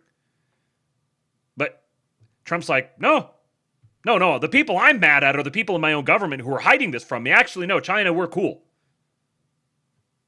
I'm just, you cannot conclude at this point that there isn't, at the very least, back channel negotiating happening, or back channel communication happening between the United States and China at very, very high levels. And it's almost not back channel at this point. They're still going to have the big diplomatic thing, and Xi is going to come over and come to the mainland and all that. It's pretty clear that China is more on side than not. Now, let's talk about Bill Pulte. There's an article from Politico here. Pulte's power play. Donald Trump overrode his own administration's metric for dispersing aid. No, that's not the thing I want to read about yet. Okay, here. In today's playbook, Trump's favorite fixer is biding for more time to tinker atop the nation's intelligence apparatus. Todd Blanche faces a reckoning with one senator who's got nothing to lose ahead of a key vote. The consultant. One way or another, Bill Pulte is sticking around. The Senate last night confirmed Jay Clayton to be Director of National Intelligence, teeing him up to relieve Pulte of his acting duty. But anyone expecting a swift exit from Pulte, whose selection for the interim role roiled Washington, may need to reset expectations. Pulte is pressing Trump, quote, to delay Clayton's swearing in, or at least trying to stay in the job longer, a White House official told Playbook. Few administration officials expect Pulte to disappear, even when Clayton is eventually sworn in. He'll retain his role overseeing the Federal Housing Finance Agency and could be considered for a future cabinet opening, 3 administration officials told Playbook. In the meantime, Pulte is telling Trump he needs more time to finish his work, the White House official said. His recent burst of activity, ramping up social media posts, declassifying material, and announcing additional sweeping layoffs, is part of an effort to get the president on board with that plan. More on that here in just a moment. He's doing things nobody else will do, and that's why he needs to stay in the job longer, the official said of Pulte's pitch. Neither the White House nor DNI responded to a request for comment. Inside the West Wing, where there's no love lost between Pulte and senior staff, officials are eager to install Clayton and hopeful the president is too. The official said people, quote, definitely do not want Pulte to remain at DNI longer. That's the deal we made with the Hill. We want to honor that. White House aides are wary of any repeat in the Pulte appointment saga earlier this summer, which thwarted a bipartisan reauthorization of spy powers that officials described as critical and provoked criticism from even Republican senators. After the Senate vote last night, Trump congratulated Clayton in a post on Truth Social, saying Jay is outstanding in every way and will do a spectacular job as director. But Trump and Pulte are bros, as multiple people close to the White House told Playbook, and there's no expectation he'll go far, even if he eventually lands in a new role, a senior administration official told Playbook. The president really loves him, the official said. And then, was there something else down in here? I don't think. Just touched on a bunch of other big stories that are going on right now, but nothing else Pulte related. Now, I think I had... Give me a second here. I thought I had something else on this. It's possible that I had pushed it off till tomorrow. Let me just double check real quick. What time is it? Okay.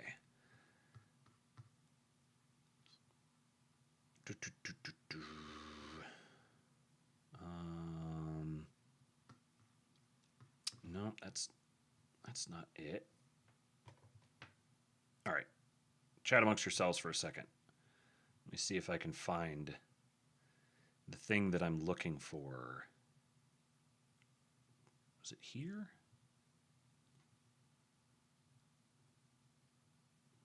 No. Well, that is a little odd. I had a whole thing here that talked about something else in the background with Jay Clayton and Bill Pulte, but I seem to have misplaced it.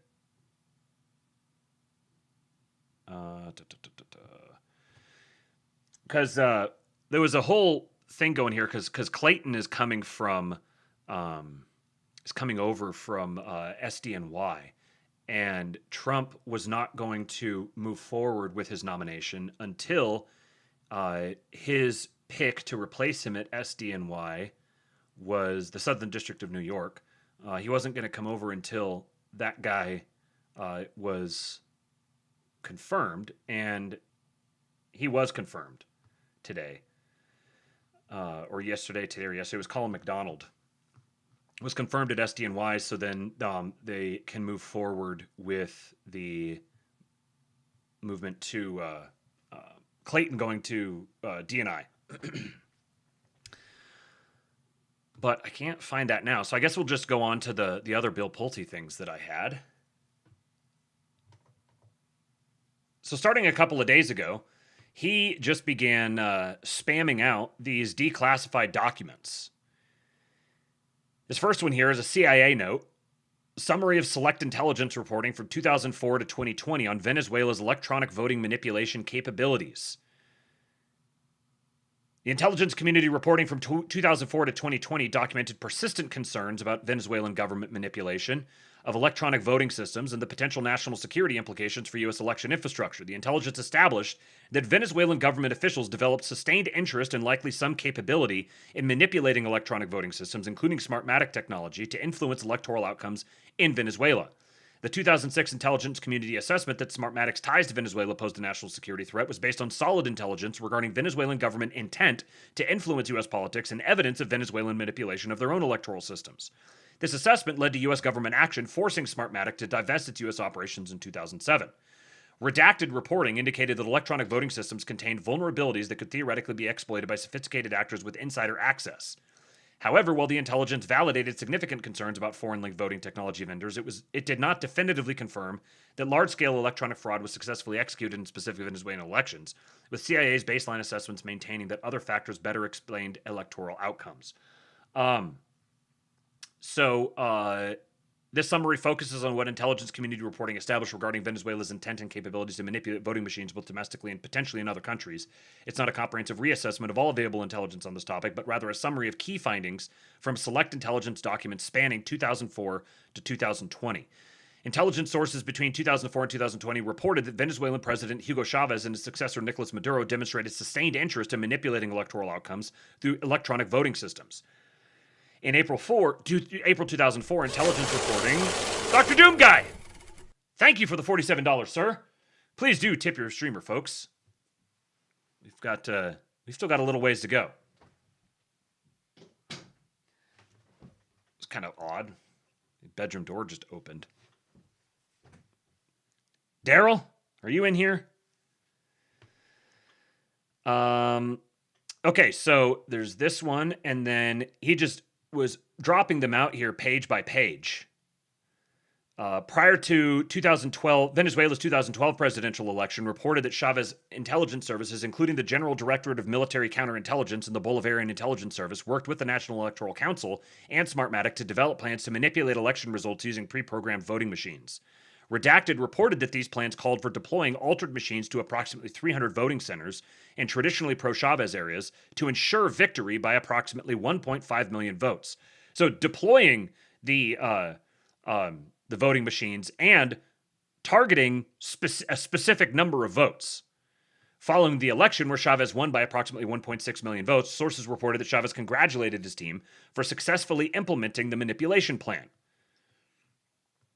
In September of 2020, Redacted reported that Venezuela, Redacted, had developed detailed technical plans to manipulate the December 2020 National Assembly elections using what were redacted. According to this reporting, the technique involved creating a second set of virtual machines that would replicate legitimate voting machine results, then substitute manipulated data while making votes appear to originate from legitimate machines, then redacted. Redacted, CIA analysts assessed in 2006 that certain capabilities, redacted, regarding electronic voting manipulation were technically possible and operationally feasible. Specifically, redacted, that voting machines in Venezuela had unspecified artificial intelligence components installed. Again, in 2006, the voting machines in Venezuela had unspecified artificial intelligence components installed, were designed to alter vote tallies, could detect when they were being audited, and could provide printed receipts without registering, recording, or transmitting those votes. While CIA analysts judged these capabilities were theoretically achievable, this assessment focused on technical feasibility rather than confirmation that such features were actually implemented. You know, they might have just built these voting machines that were capable of altering vote tallies, detecting when they're being audited, providing printed receipts without registering, recording, or transmitting those votes. They've got this unspecified artificial intelligence component 20 years ago, but they weren't using them. They just made them for the fun of it in Venezuela, you know. A 2013 CIA alternative analysis produced using the devil's advocacy methodology outlined a plausible scenario for how large-scale electronic manipulation could have occurred in Venezuela's 2012 election without detection. So 13 years ago, the CIA was like, they have the ability to do this, and we're going to do a devil's advocacy scenario analysis, laying out how it could be done. This analysis noted that Venezuela's electronic voting system was vulnerable to insider access, the centralized nature of the CNE's control over voting technology, and gaps in opposition monitoring capabilities. The report assessed that if such manipulation occurred, quote, elections in Venezuela and other countries that are clients of the technology provider could be in doubt. However, CIA's baseline assessment maintained that no large-scale electronic fraud occurred in 2012 based on pre-election polling data, absence of irregular voting patterns, and the opposition's concession. So, because the opposition conceded, then there couldn't have been fraud. And the pre-election polling data corresponded to the result, and there was no irregular voting patterns, even though the technology that they were using was designed specifically to make it not look like there were irregular voting patterns. This was 13 years ago. I'm old enough to remember like 5 or 6 years ago when the only people talking about this were people who were at risk of getting banned off the internet. Intelligence reporting consistently indicated that individuals with ties to Venezuelan intelligence services had access to election technology and voting systems. Oh, and also, note here, elections in Venezuela and other countries that are clients of the technology provider could be in doubt. In 2012, sources reported that Chavez assigned an Army communication specialist to the CNE to provide real-time access to election results. Reporting from 2012 also indicated that the CNE Information Technology Director, described as a confidant of the head of military intelligence with expertise in voting technology, was responsible for designing protocols for auditing voting software. These relationships provided potential pathways for manipulation of electronic voting systems. And then these are the voting systems that were being used in the United States for elections in the United States. The September 2020 intelligence reporting on redacted plans provided the most detailed description of a specific technical approach to election manipulation. To election manipulation, redacted, technique was allegedly designed to replicate digital hash files sent to the central vote counting database, mimic real voting machines that favor the ruling party, overwrite hash files of voting machines that favor the opposition, and make altered votes appear to originate from legitimate voting machines. I'm sure that this was just I'm sure this was just some super clever kid living in a hut in Venezuela who came up with all of this, who designed all of this technology just for Venezuela, just like in case they wanted to use it or something. It definitely was not the case that Venezuela was just being used as a cutout to test this sort of technology that was being produced elsewhere. Redacted, this technique would, in theory, allow the Venezuelan government to monitor and adjust results in real time during and after the election. The reporting indicated that virtual machine technology would be employed to accomplish this manipulation while evading detection through standard audit procedures. Virtual machine technology. So, monitoring and adjusting results in real time during and after the election remotely, while having the ability to evade detection through standard audit procedures. So, if you employed standard audit procedures, you likely would not detect it. The 2006 National Security Threat Assessment produced by the National Intelligence Council evaluated Smartmatic's acquisition of Sequoia voting systems as a, quote, moderate overall threat to U.S. national security interests. 20 years ago! 20 years ago, the National Intelligence Council produced a national security threat assessment saying that Smartmatic's acquisition of Sequoia voting systems, a Canadian company, by the way, 20 years ago they were saying that this was already a threat to U.S. national security interests. Intelligence indicating Chavez's intent to influence U.S. domestic politics and public opinion, reporting that the Venezuelan government manipulated Venezuelan national elections with Smartmatic's direct involvement, redacted intelligence that Smartmatic directors held credentials from Venezuelan intelligence services, redacted open source reporting of corrupt relationships between Smartmatic and Venezuelan government officials, and redacted Smartmatic's and Sequoia's reported contracts in approximately 400 U.S. counties at the time.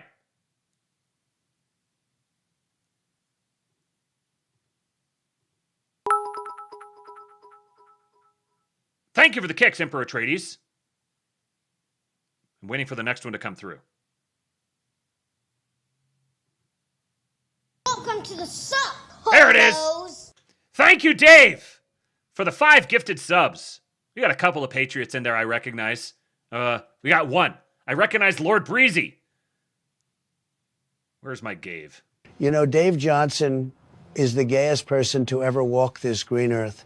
Here is the biggest, gayest man in the world. Wow. So gay. So gay. Thank you, our beloved gay friend. I appreciate the gifted subs. Please do tip your streamers, folks. Tip your streamer. I mean, you should tip the other ones as well, but tip this one. Tips.kingpill.com. So the assessment concluded that Smartmatic's susceptibility to Venezuelan government manipulation makes the acquisition a potential instrument for Venezuelan officials seeking to undermine confidence in or manipulate the electoral process in the United States. This finding led to pressure from the Committee on Foreign Investment in the United States, or CFIUS, that resulted in Smartmatic divesting its ownership of Sequoia in 2007! I wasn't even in college! And they were already talking about this. In March of 2018, Smartmatic ceased operations in Venezuela after publicly accusing the Maduro regime of inflating voter turnout by over 1 million votes in the August 2017 National Constituent Assembly election, figures that diverged from data recorded by Smartmatic's voting machines. This represented a break between Smartmatic and the Venezuelan government after years of the company providing electoral technology to Venezuela. Remember how I said this was obviously not something that organically arose out of Venezuela? This was Venezuela being used as a cutout to test this stuff from other interests overseas? Yeah, they apparently had no use for the Maduro regime anymore. Remember when everyone, after Maduro got yoinked, there was a bunch of people that were kind of like, man, it almost seemed as if he was being rescued.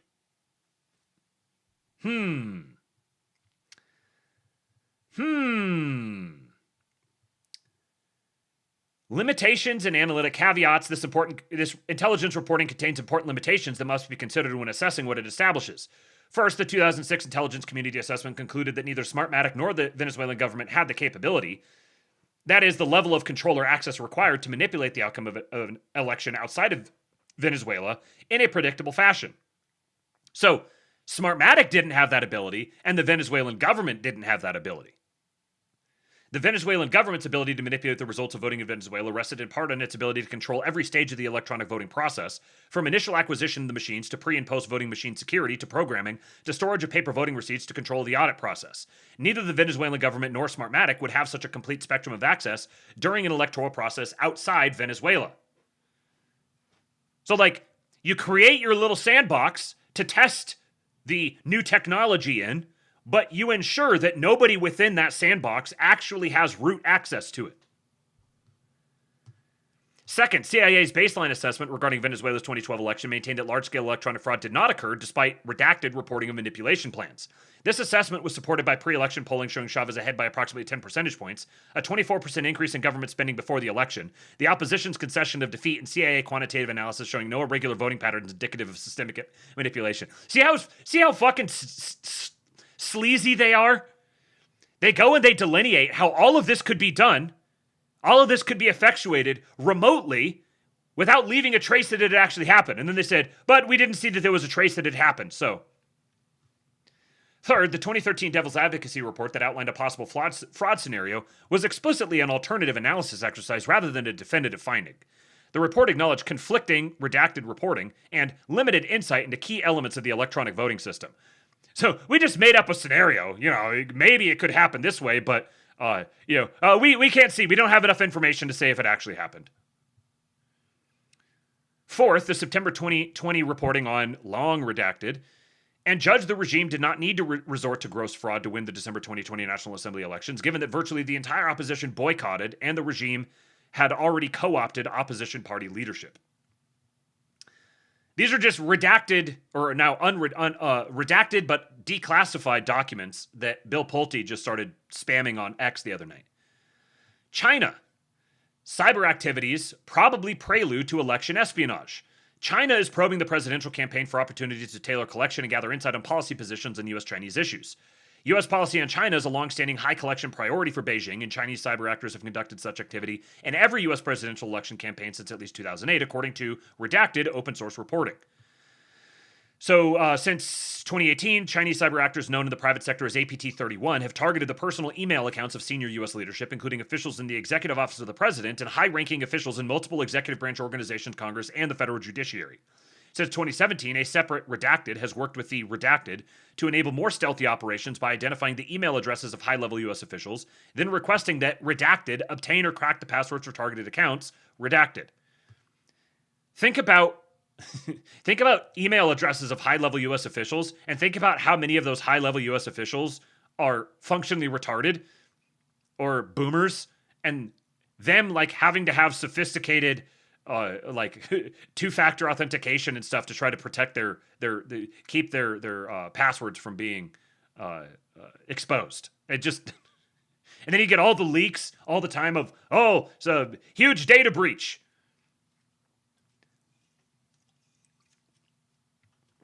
Mr. Seuss says, so just how we rescued Maduro, Trump is now rescuing Xi and his successors or cabinet. There's an interesting thing to posit. Miran now over on YouTube says, and who bought Dominion right before the 2024 election? Don't sweat the midterms, guys. Does anybody know? Let's do a little test. Anybody in the chat right now? Do you know who bought Dominion right before the 2024 election? As the 2020 election approaches, the IC has detected Chinese state-sponsored cyber actors targeting the former vice president's presidential campaign, probably to gather intelligence that could enable future operations, the first instance this election cycle that we've seen them directly targeting a U.S. presidential campaign. 10% for the big guy. China has also conducted cyber espionage against other U.S. election-related entities. Redacted. The IC assesses that China does not currently intend to covertly interfere to try to sway the outcome of the election, although this activity could enable such operations, if Beijing made a decision to do so. So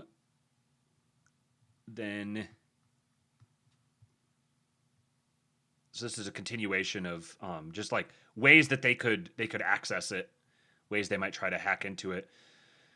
This was produced jointly under the auspices of the Chief of Analysis, Redacted, the Federal Bureau of Investigation, and the National Security Agency. Publication date, 1st of July, 2020. Summary. Ahead of the 2020 presidential elections, China had extensive plans to utilize potential redacted and cyber operations. That's an odd redaction.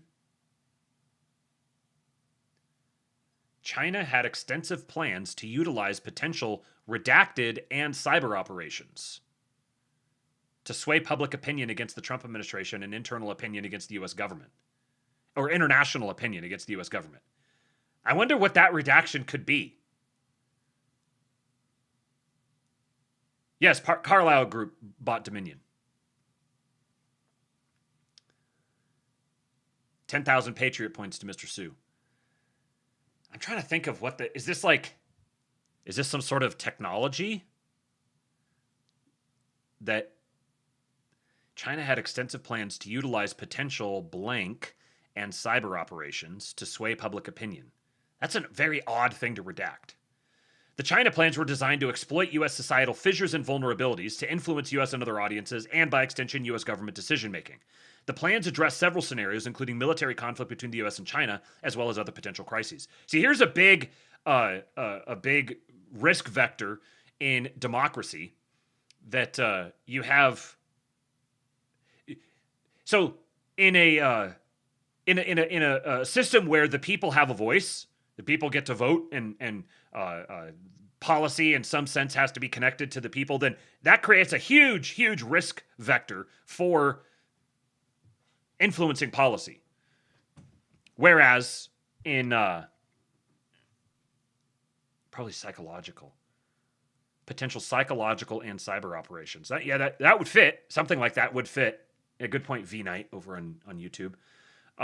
So if you have like an authoritarian system, then influencing the opinions of the people matters much less. Like it still matters because unpopular kings don't last for very long. But that definitely is if you're from outside the United States looking in, if you wanted to affect the shape of U.S. policy, then that would be a way that you would go after it. Influencers would be another interesting one. Yeah, China had extensive plans to utilize potential influencers and cyber operations to sway public opinion.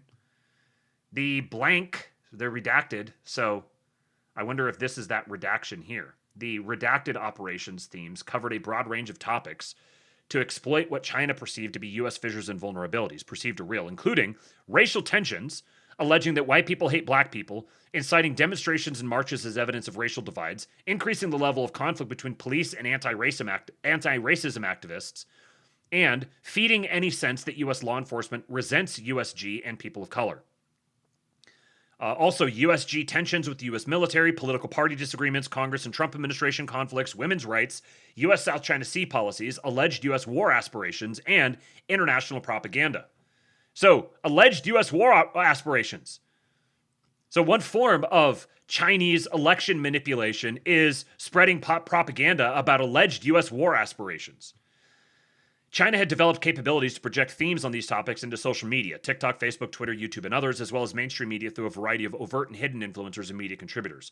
One of the options included gathering information on senior U.S. government officials to influence public opinion of those officials. And again, it's not super surprising. This is something I would expect them to be doing, and Trump himself said, yeah, we do the same thing to them. So here's a conversation. This is the notorious conversation with Nikki Flores. It's between someone named DI, someone with the title DI, and Nikki Flores. So the other someone says, "Good morning, Sunshine. Do you have any read-aheads for your FITF update? I'll have to leave early to go to the Nakasone prep. Should all be fun." Nikki Flores says, "Yep, let me shoot you an email." Unnamed person says, "Thanks." And then unnamed person says, "Unrelated, do you have a serial for that IIR you mentioned to me last week regarding China?" She said, "It's recalled." Redacted said, "Okay, talking to PDB briefer, that's why I'm asking." This would be the Presidential Daily Brief. Then Nikki Flores provides a serial. And then Redacted says she is also asking if there was a revision on the Russian one. Nikki says, "There should have been, yes, revision to the source statement, but I haven't seen it. My team's not in yet to confirm, though. Let me check Sentinel." Redacted says, "Okay, I looked in our system and didn't find it, but the system I use to look at your IAR is not friendly, so it might be there somewhere." She says, "Yeah, it doesn't look like they've pushed out a revision yet. For fuck's sake." And Redacted says, "Okay, the director has the original in his book this AM." She says, great. Redacted says, hashtag fun never ends. Nikki Flores says, seriously, we're pushing out a note today to all FOs that all election-related IIRs must come through FITF/HQ. In other words, consolidation of intelligence here. Everything must be funneled through, filtered through FITF and HQ. And DI says, that's good. And that's when Nikki Flores says, I'm basically running a shadow government across the FBI at this point. So that was the context for her shadow government comment. That all election-related investigation reports have to be funneled through her. And then National Intelligence Council, Vulnerabilities in U.S. 2020 Election Infrastructure. This was published 15 January 2020. This memo assesses the potential impact of cyber operations across U.S. election infrastructure for the 2020 presidential election, including the voting process and integrity of results. It does not assess adversary intentions or views of U.S. vulnerabilities. We assess that at least Russia, China, Iran, and North Korea have the capability to access and potentially manipulate data in U.S. election-related computer systems, but we do not know whether they have specific plans to interfere with the functioning of those systems. So remember all the whole description of the voting machines and the capacity that was there back in 2006. So they were like, if they had remote access, then they could use that remote access to alter the election results in real time or retrospectively, and they would be able to detect when they're being audited, and they'd be able to make it look like these came from organically from voting machines and would avoid being detected in audits. So this National Intelligence Council said in January of 2020 that Russia, China, Iran, and North Korea would have the capability to do that. We just don't know if they would. We don't know if they're planning to. We assess that centralized election-related data repositories such as voter registration databases, poll books, and official election websites are most vulnerable to exploitation, and adversaries could use access to these systems to disrupt election processes. Systems that tabulate, transmit, or display election results are vulnerable to localized exploitation, but would be difficult to manipulate on a wide enough scale to alter the election outcome. And adversary claims of manipulation would be difficult to disprove and could undermine public confidence in election results. Russia almost certainly reconnoitered all U.S. state election networks during the 2016 election cycle, accessed election-related infrastructure in at least 2 states, and exfiltrated voter data from at least 1 state. Russia, China, Iran, and North Korea are all capable of conducting similar operations during the 2020 election cycle, judging from their known cyber capabilities and past operations. It's funny that, like North Korea is just like a nation that just happens to be predisposed to super sophisticated hacking and digital exploitations. They've got cyber capabilities. No, it's like very obvious that these nations have become outposts for the global crime syndicate that originates out of the city of London. And they're just used as cutouts for these sorts of things. The availability of sophisticated computer network intrusion or attack tools on the dark web gives additional countries and non-state actors the potential capability to interfere in the election. We judge that cybercriminals and hacktivists could also target election infrastructure for financial or political reasons, based on past incidents, possibly or definitely attributed to such groups. This is, again, a year before. This was before COVID. This was a year before the presidential election. And this one was declassified by DNI Gabbard on 16 March 2026 and approved for public release by President Trump on 3 July 2026. So there's more here where they're just going into the details of how compromisable they are, what they would do, how they would go about accessing these systems or changing results, that sort of thing. Centralized data repositories most vulnerable. Vote administering systems vulnerable to localized exploitation. This is all from that same report. A poll book hacking example. A poll book was modified at the 2019 DEF CON voting machine hacking village to run the popular video game Doom, according to press reporting. 31 states in the District of Columbia allow eligible voters to submit absentee ballots via internet or fax, making these votes susceptible to disruption or manipulation. Absentee ballots is identified as a specific threat vector here. 4 states allow voters to return absentee ballots via a web-based portal. 7 allow some voters to return ballots via fax only. And 1 allows mobile voting secured with blockchain technology. Absentee votes, however, are small in number and typically closely monitored for anomalies. We assessed that vote tabulation systems would be difficult to manipulate on a wide enough scale to compromise election results. Ballot and voting machine preparation vulnerabilities. Ballot and voting machine preparation is vulnerable to cyber supply chain or insider threats. We judge, however, the security and mitigation measures used in these processes and the distribution of voting machine storage facilities countrywide would make it difficult for an adversary to coordinate a campaign to manipulate voting results across an entire state or multiple states. What if they had help on the inside? What if they had an entire network of NGOs and an entire political party dedicated to making it happen?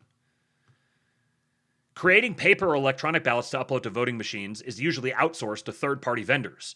Some use internet-connected computer systems and lack password and encryption policies, which would allow malicious actors to corrupt ballot files. Logic and accuracy tests to ensure the machines function properly before Election Day, however, would probably detect such activity. Probably.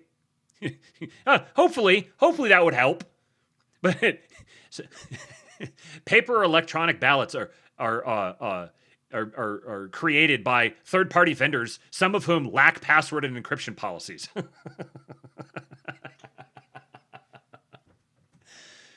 Voting machine preparation. Voting machines configured at a central location are vulnerable to insider threats. Malware introduced into the voting machines during this phase might affect multiple jurisdictions, but also would be detectable during the pre-election testing. I wonder who controls the pre-election testing. All of this was being publicly, or not publicly, all of this was being put together. All this analysis and threat assessments and stuff were being put together prior to the 2020 election, prior to COVID even. This stuff had been known for decades, but it was all being intentionally obscured from the White House, from Trump specifically, so it couldn't be addressed.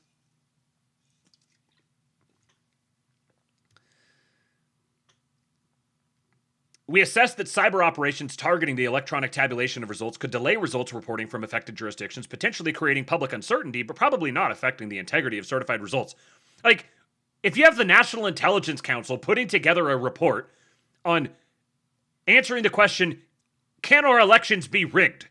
Can outside actors manipulate our election results? They're like, probably not. Like, like, if Iran got a nuke and launched it at the United States, do they have the ballistic missile capability to actually get it to the United States? Probably not. The Blue Ribbon Commission on the Vulnerabilities of Pennsylvania's Election Infrastructure found the transmission of preliminary results to public-facing websites is vulnerable to man-in-the-middle attacks, in which the attacker manipulates data mid-transmission. Such attacks would not alter separately stored certified copies of tabulation results, which are processed offline, but even short delays in reporting the results could introduce doubts about the security of the election or the validity of the results. Remember when they went down to Fulton County to secure the actual ballots? And Mark Warner and a bunch of other Democrats freaked the fuck out about it? And Tulsi Gabbard was there to oversee the FBI gathering the actual physical ballots? So what they're saying is that when you transmit those results to the public-facing websites, they could be intercepted and fake results could be transmitted. Then everybody believes those fake results. Then you have the actual ballots themselves that would show the real results, and you just have to, whoever does the audit, you just have to give them 50 grand or something, and then you just hide the ballots, the actual ballots, or you burn them. In May of 2019, unidentified cyber actors rendered a U.S. county election website unavailable on the night of a mayoral primary. The incident did not affect the tabulation results, which were stored on a separate system not connected to the internet. False manipulation narratives could undermine public confidence. We assessed that adversaries could also make false claims about their ability to manipulate U.S. election infrastructure as part of a broader effort to undermine confidence in U.S. democratic processes. Much of the voting public probably knows little about the process of administering U.S. elections, which could allow false narratives to gain traction. Government efforts to investigate and publicly invalidate such claims could take weeks or months, providing time for concerns about election security to spread. Disproving claims would also be impossible if adversaries evaded U.S. intelligence collection. In other words, to try to assess and solve and respond to a problem like this, it's going to take weeks or months, during which time the idea that something like this could have happened can be substantially discredited to the point where it just gets shut down. It's almost like this is exactly what happened at the end of 2020 and beginning of 2021.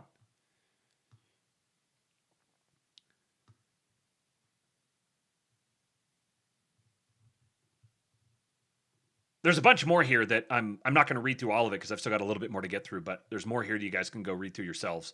The links will be available on the Substack and in the podcast description. Public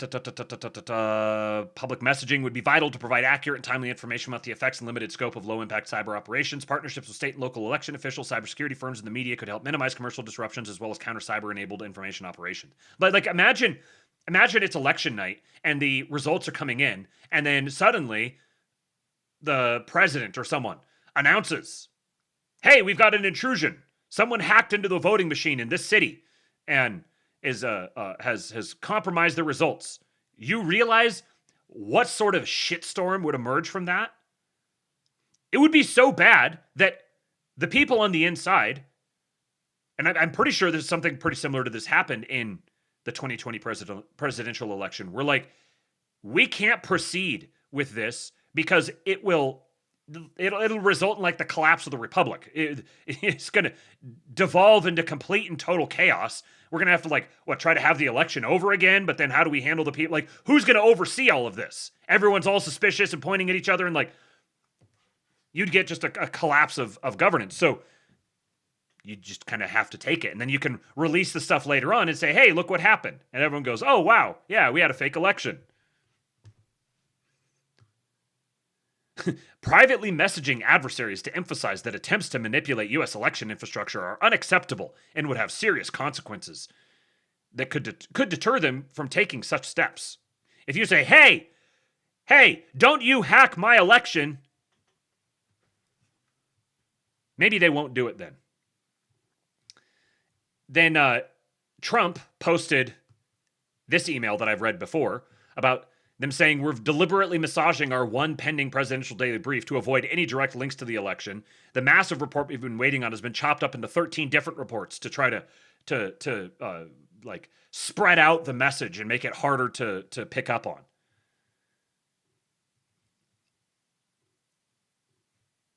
And then he also, the president himself, posted this on Truth Social.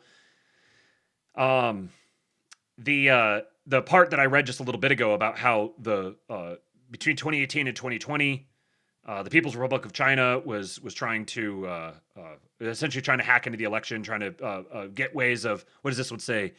Leverage all domestic and foreign elements that were opposed to the U.S. president in an effort to reduce the U.S. president's votes and make him resign or prevent his re-election. Also in mid-2018, China was working to influence the results of the U.S. midterm elections and later the results of the 2020 U.S. presidential election. As part of this campaign, China was analyzing the 2016 U.S. presidential elections and identifying U.S. states who voted for the U.S. president.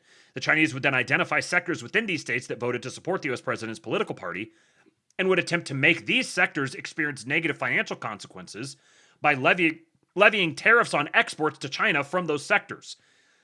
The Chinese hoped that these measures would induce representatives from those sectors to lobby the U.S. president. So they were weaponizing trade policy, trying to target specific demographics that were supportive of the president to weaken his support.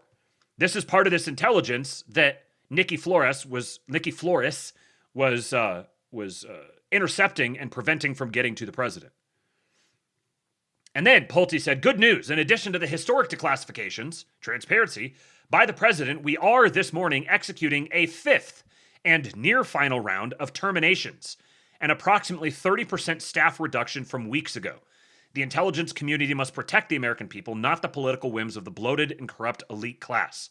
So as Pulte has been acting DNI, he has been taking a hatchet to the intelligence community, firing and laying off a whole bunch of people. And then this is another one that he posted a couple days later. This one says, take a minute and read through this report. It cites some of the same intel and logic used in 2020 to say that these same units were not engaged in election influence, but were instead only issue-focused, to now argue that China is influencing the redacted election. The regional influence, focus on issues, etc. They literally cite as support for their argument some of the same reporting used in the mainline assessment in our minority report. For example, they cite redacted activity as being, quote, the Chinese military, even though in 2020 the IC said we don't know who it was. This report describes the same unit that Redacted and I said were influencing the U.S. 2020 election and now characterizes it as an election influence unit and attributes it to the Chinese government. That's a weird coincidence and one we should highlight for oversight, FBI and redacted. We should consider how this looks and on what logical nonpartisan basis the IC makes calls one way or the other. Why is this unit engaged in election influence in the redacted and redacted, quote, to promote Chinese interests? But when they do it here, it's issue influence, but somehow not election related. It's the same personnel doing the same kind of activity. Someone in December 23 of 2021, within the part of ODNI and the National Intelligence Council, someone here was a perceptive patriot. Now, this here is a guy that his name is just escaped me. I went and looked it up just before the stream here, but it completely escaped me. You've probably seen him on Crypto Rich recently. He's the guy with Take America Back, Join Tab USA, and he claims here that he has Stephen Kuhn. Yes, thank you, Jeffrey. I've never gotten like a bad vibe off of him. I don't really know anything about him other than just having followed him on X for a little while and seeing him on Rich Does Politics, the podcast.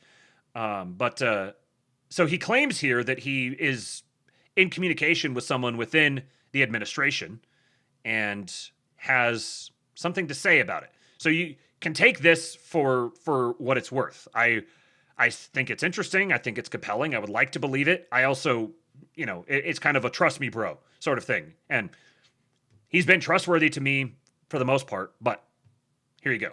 Here's a bit to the NDAA again. I want to share something with you right now that I've been sitting on for a few days. So I just did the video because I wanted to make sure I had multiple. Okay, this one is hard to understand at 1.25. Sources to validate it, and I do now. But this one source sort of brought everything together in a way that I haven't seen anywhere else before. This person is close to the administration, the Trump administration, and I mean genuinely close. Not I heard it from somebody who heard it from somebody. They're inside. And they're going to write about it in depth this week too, so some of it's going to come out publicly anyway. What I want you to understand before you hear this is what looks like a cluster right now, what looks like chaos, what looks like things spinning out of control may not be what it looks like. Many people inside the administration believe what we're watching is coordinated. And here's what I was told by him. Let me lay a few things bare for you, Stephen. Mossad and most of what has become the current incarnation of Israel under the Likud party is a wholly owned subsidiary of the City of London. The financialists, the globalists, the puppet masters, whatever you want to call them. And they have no intention of allowing any kind of peace come to the Middle East anytime soon. It's a grand manipulation, and the tentacles run deep. They go all the way back to 1909, the founding of MI6, straight into our own OSS and the CIA. Then the State of Israel is born. 1 year later, Mossad is born out of the same machinery as MI6. They also own the IRGC. They owned the Emirates until recently. They still largely own Oman, though that's changing as well. Saudi Arabia, they haven't broken free yet. This is the great game. And all the roads lead back to London. Now let's talk about Section 219 and 622 of the NDAA. So, obviously, this is extremely priors validating. So, I'm happy to believe things that validate all of my priors. But I'll just say again, we have no way of knowing if this is actually true or if we're just getting a trust me bro. And that's kind of the nature of these things. You're only ever really going to get a trust me bro on some of this stuff. But I will say, so it would be extremely validating to know that there are people within the administration, high level up within the administration, who are thinking this same way, who are City of London pilled, as you might say. But I don't necessarily need the insider validation because I can see in the way that they're approaching things. I can look at the trajectory of the entire policy package across the administration. I can see that clearly there are some people within there who very much understand the game as it is. The way that they've approached Israel, the way they've approached Iran, the way they've approached China, the way they've approached the EU, the way they've approached the UK, properly speaking, all of this stuff. And then also the narco terrorists, the Venezuela. It would be such a monumental coincidence if they just so happened to be fighting this enemy on all these different fronts without realizing that was the enemy. It's theoretically possible, I suppose, but it seems pretty clear that there are at least some influential people within the administration who absolutely think this way. And what this is just a guy who seems trustworthy giving a trust me bro that people within the administration are signaling that this is exactly the case. I will say that, to play devil's advocate on myself, I will say that obviously there are influences within the administration who are extremely online, who are very tapped into the commentariat.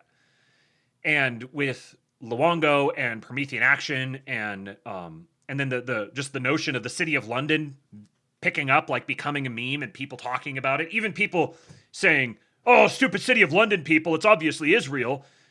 Even that is advancing this idea. So I could see there being an incentive to be like, hey, yeah, let's tell them that they're on the right track or whatever to mislead them. And so we're going to pick this guy to go say that. I don't have a basis for like totally confidently ruling that out. But I do like it when my priors are validated. So I'm just gonna describe you my thought process on this and let you know that my conclusion is Steve Kuhn is a patriot, and I'm so glad that our guys in the administration are City of London pilled. People are looking at these two provisions and asking why they matter so much.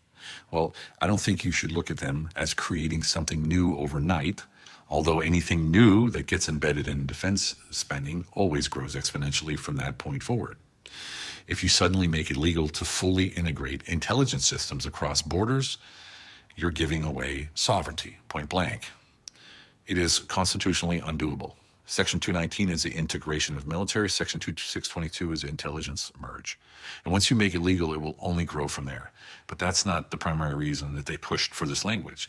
The reason this language exists is because of Trump's war with the globalists. What the enemy is doing right now is covering their backs, covering their tracks. Trillions of dollars, stolen money, stolen lives, wrecked careers, people destroyed, and all of it protected for decades under the banner of a military-to-military relationship that nobody was allowed to question. Because the moment you question it, you were called an anti-Semite. That was the perfect cover. Use the Jewish people as a shield so that nobody could look behind the curtain. That playbook isn't working anymore. People are as tired of that word as they are of the word racism. What people are also starting to understand is that the deep state is not a party. It's not the Republican, it's not Democrat. It's a consortium buried inside intelligence agencies around the world, running compromised politicians from local office all the way up to federal through bribery, extortion, and blackmail. And whether you're looking at the CCP version of it, or the French version of it, or the American version of it, all of it connects back to those families operating inside that 1 square mile in the city of London.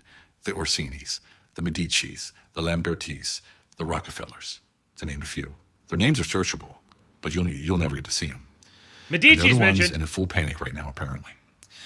This is why they have their entry-level managers, people like Tom Cotton, Mike Rogers, and Adam Smith, embedding this language into legislation. And when those managers need to send a message to keep people in line, well, they're going to make an example of somebody. This is what Ukraine connects to this all as well. Covering their tracks, trillions of dollars, stolen money, stolen lives, running compromised politicians from local office all the way up to federal. I accidentally clicked back on the timeline here. This is he mentions whether it's the CCP version or the French version or whatever. I would say also the Israel version of it, because the same thing happens within Israel. This idea that Israel is some sort of like just because someone is an Israeli citizen, they're equivalent to every single Jew meme. There's a bunch of people who are Israeli citizens who aren't Jews. Or they aren't Ashkenazi Jews. And there's all sorts of different types of Jews. And if you're going to start talking about those types of Jews, you got to talk about the Iranian Jews as well. I will assert once again that my biggest issue with all of this, the Jews run everything talk, is that you make a mockery of the agency of the white man. The white man is not some poor, hapless victim being led around by the nose by the dastardly Jews. To the extent that the Jews are able to effect dastardly plots, it's because they are facilitated and invited and protected by white people.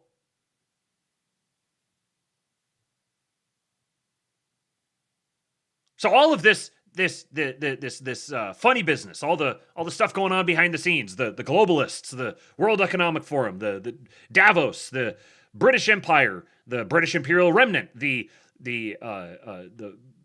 I don't know, you call it like the financialist aristocracy of Europe. They are not tied to a single nation or a single ethnic identity. It's a, as he says, a consortium. And, as he says, they aren't just targeting presidents. It's also not all George Soros either. They have a methodology, and this methodology is something that they employ. They live in the shadows. It's a network of criminal syndicates that are striving toward the creation and establishment of a single centralized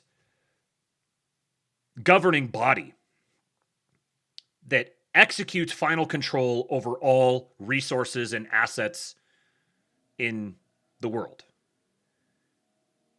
And there's plenty of non-Jews who are capable of conceiving of these things themselves, capable of financing these things themselves, capable of pursuing these ends themselves.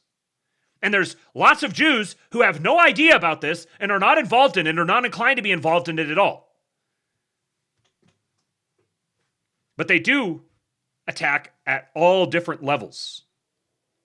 So if you want to take the fight to the globalists, even if you want to conceive of them as it being the almighty infernal Jew or whatever, then even the local offices matter. The Rockefellers, to name a few. Their names are searchable, but you'll never get to see them. And they're the ones in a full panic right now, apparently. This is why they have their entry-level managers, people like Tom Cotton, like Rogers and Adam Smith, embedding this language into legislation. And when those managers need to send a message to keep people in line, well, they're going to make an example of somebody. This is what Ukraine connects to this all as well. This is all indemnification. They believe they're about to face a buzzsaw, and they're trying to get some cover before it hits. All of the behavior of these different forces and influences and persuasions definitely does seem to be screaming that they foresee an incoming buzzsaw. One of the ways that they can try to forestall that eventuality is by seeding a disinformation campaign that there is no buzzsaw. Nothing's going to happen. Nothing ever happens. No, everything's going to stay exactly as it is. So that anything that does happen then is like unexpected and scary and yikes, no, don't do that. And it also serves the purpose of demoralizing the popular support that is an element that has to backstop any sort of buzzsaw. The buzzsaw, when it comes, has to come with the support of the people. The people are retarded. And yet, the things that they support do matter. I'm working from the inside our camp to make sure the right people understand the full picture, because right now, too many eyes are on one or two fronts when there are 8 of them. The tech billionaires and the oligarchs are waiting on the sidelines to move in if this breaks too fast and too clean. It's not going to be simple. There's real danger ahead. But on the other side of this, I believe we're about to see criminality exposed at a scale this world has not witnessed since the fall of Rome. The light is coming. Friends, this is why getting TAB certified as a citizen servant leader is more urgent than ever before. Enroll in the course today at jointab.us and get in the ranks of the people that will take America back from these corrupt, lifelong career politicians and bureaucrats.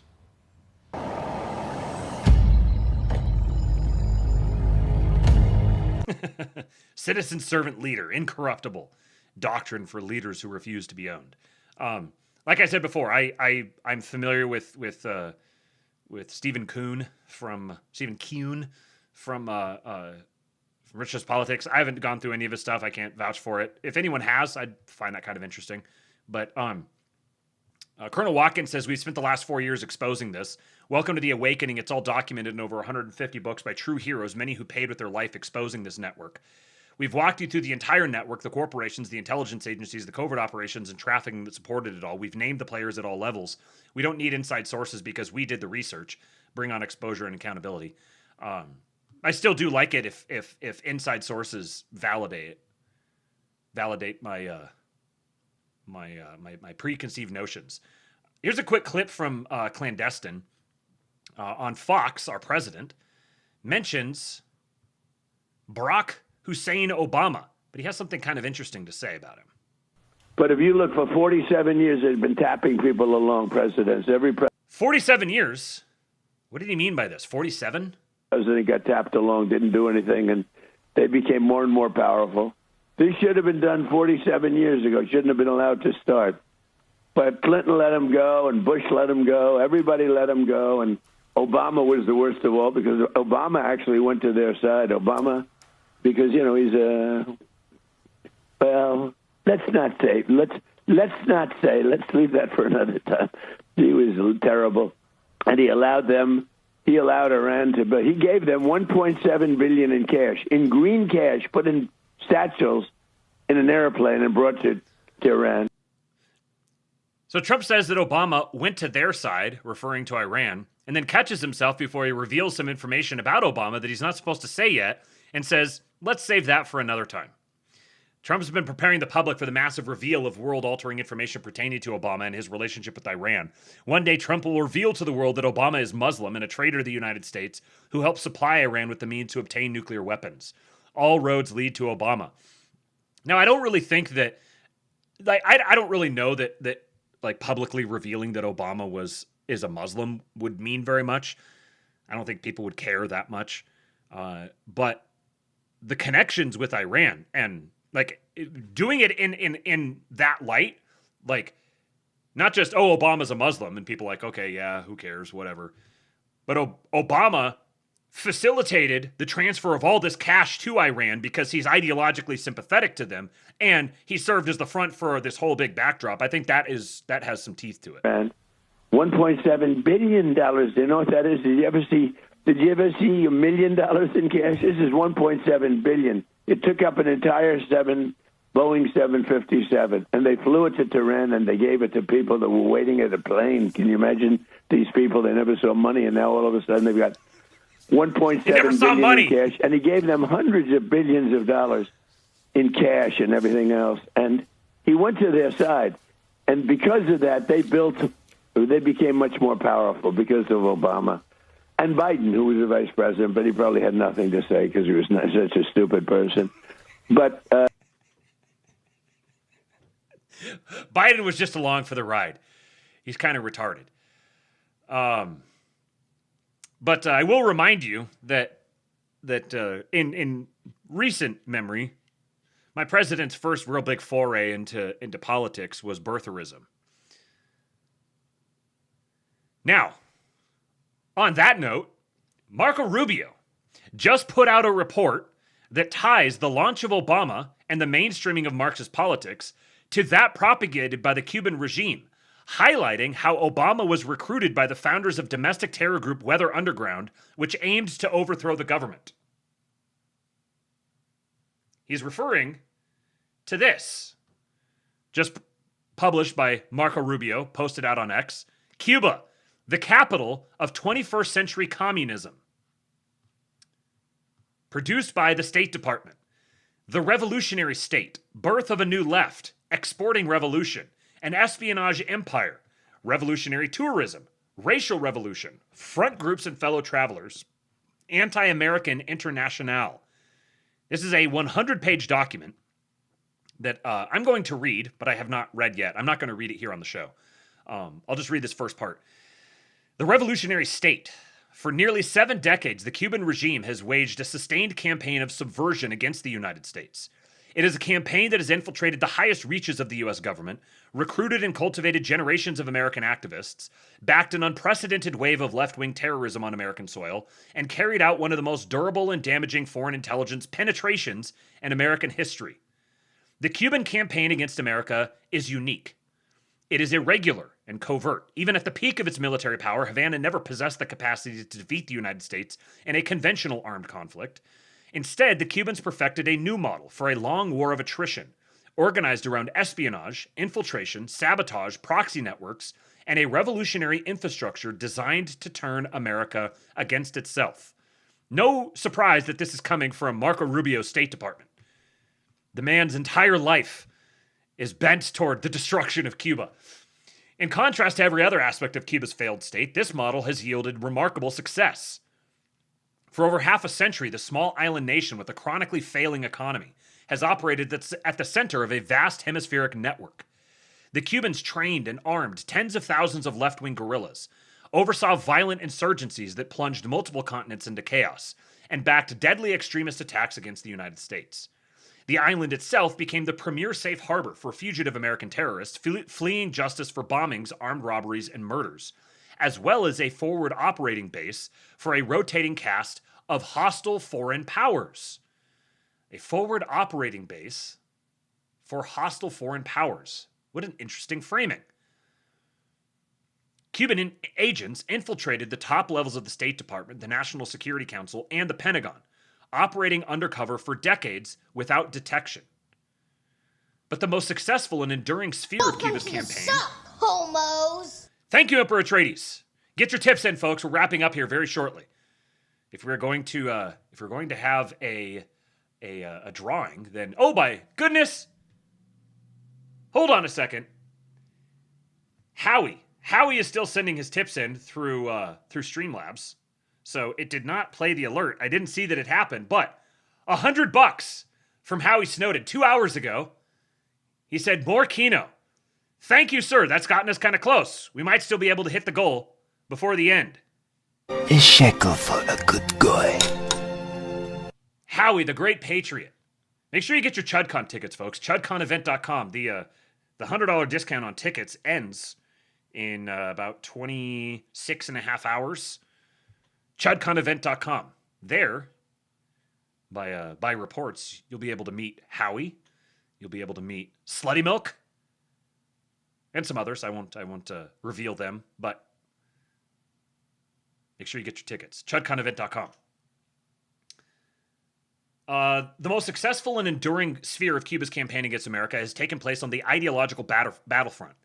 Since the 1960s, the regime has served as the beating heart of a new and distinct kind of Marxism, forged around an overriding resentment and fundamental hatred of the United States and the broader West. Living Dead will be there as well. Fantastic. Good job, Patriot. He could only have gotten that idea from Benjamin Netanyahu.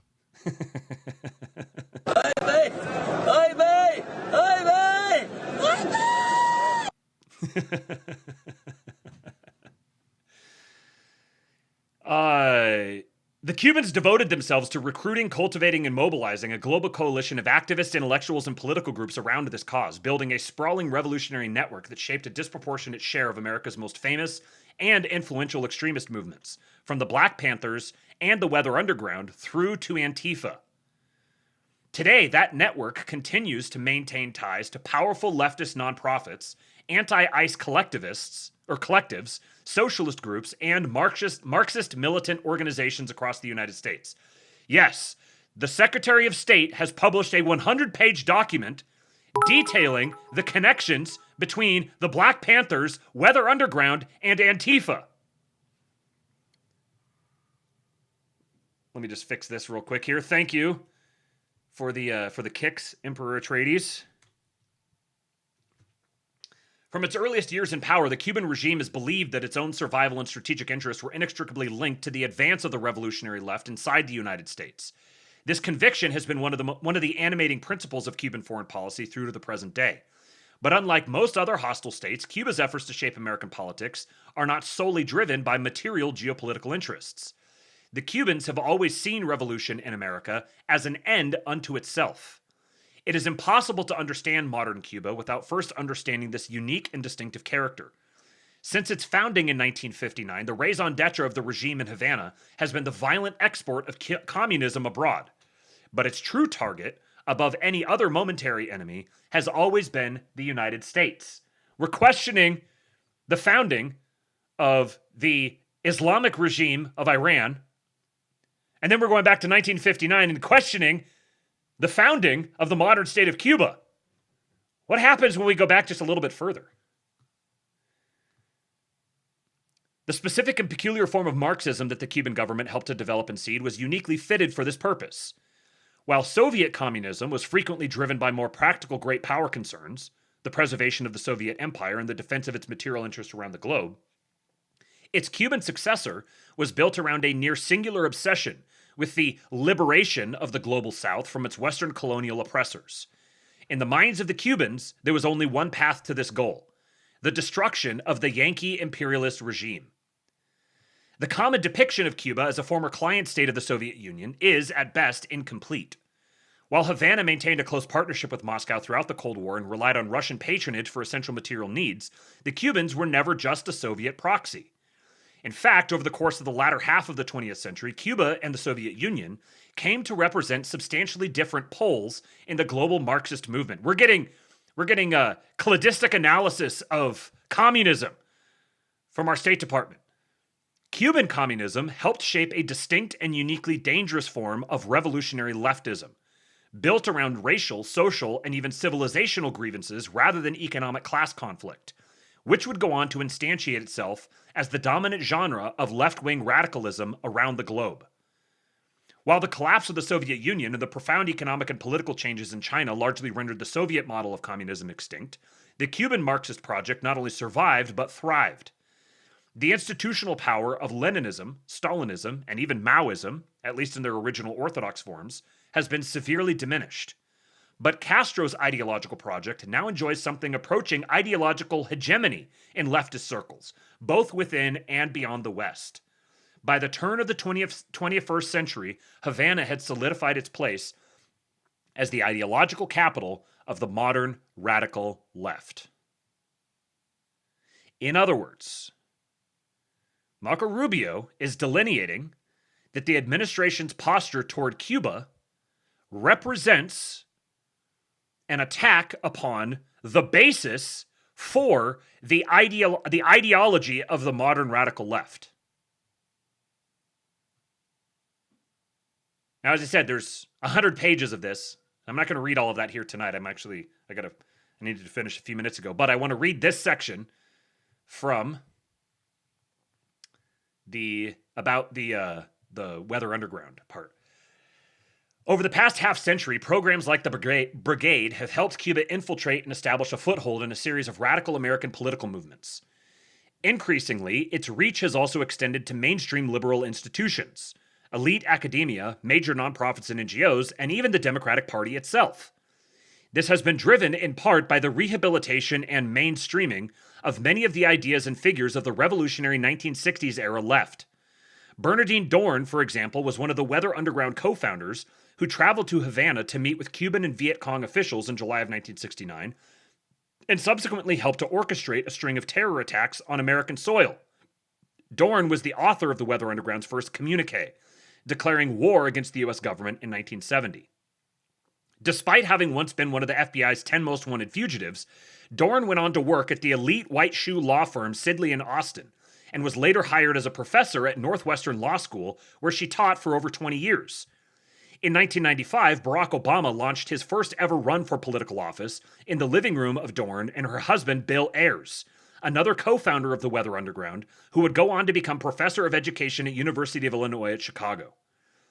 Dohrn was hardly the only former Venceremos radical to transition to mainstream power.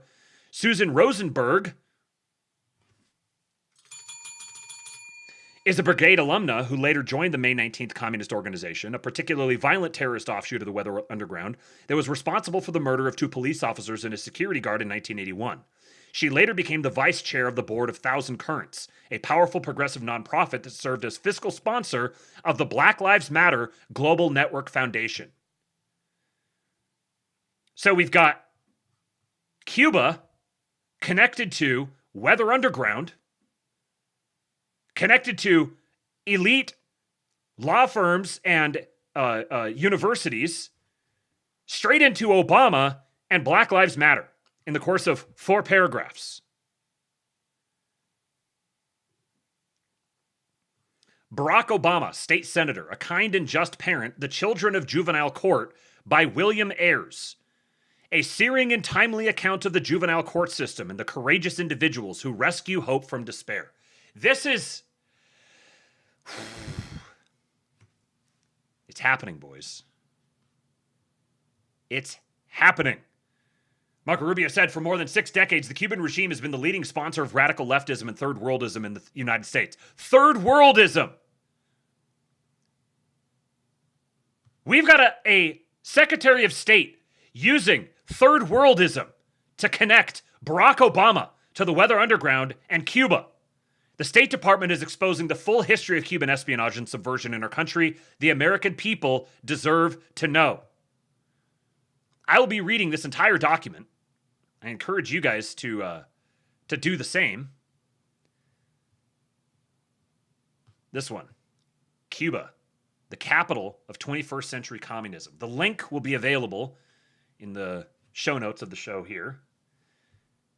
And the last thing I'll mention tonight is this. The co-founder of the Sinaloa cartel, Ismael El Mayo Zambada Garcia, was sentenced to life in prison in order to forfeit $15 billion in drug trafficking profits.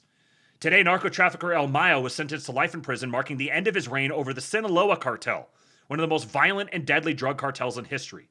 He will never again inflict carnage, corrupt public officials, or traffic deadly drugs into our communities that ruin Americans and their officials, said AAG Tyson Duva. Tyson Duva. Look at this guy.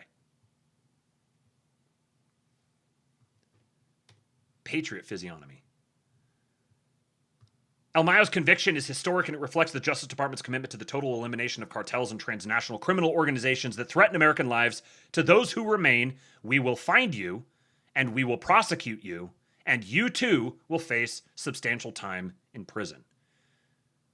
It probably wouldn't be appropriate in an official Justice Department press conference to say, we are going to fucking kill you. But that's what he said.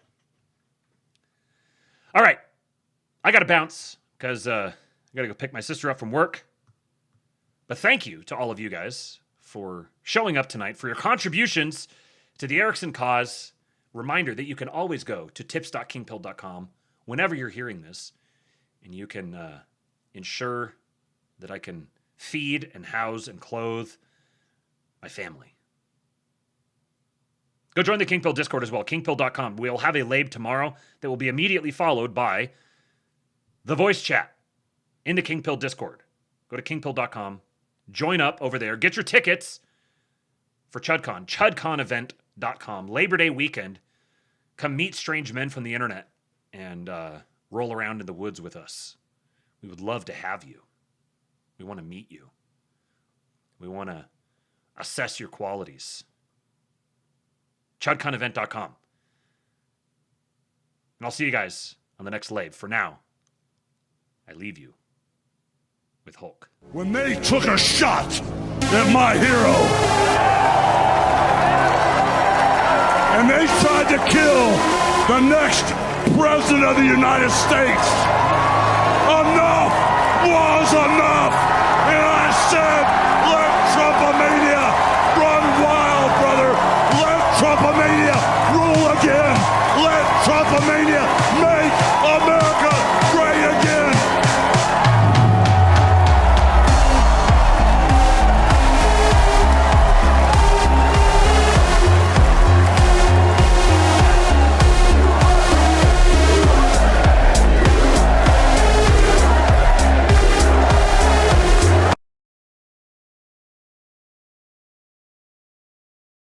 When they took a shot at my hero.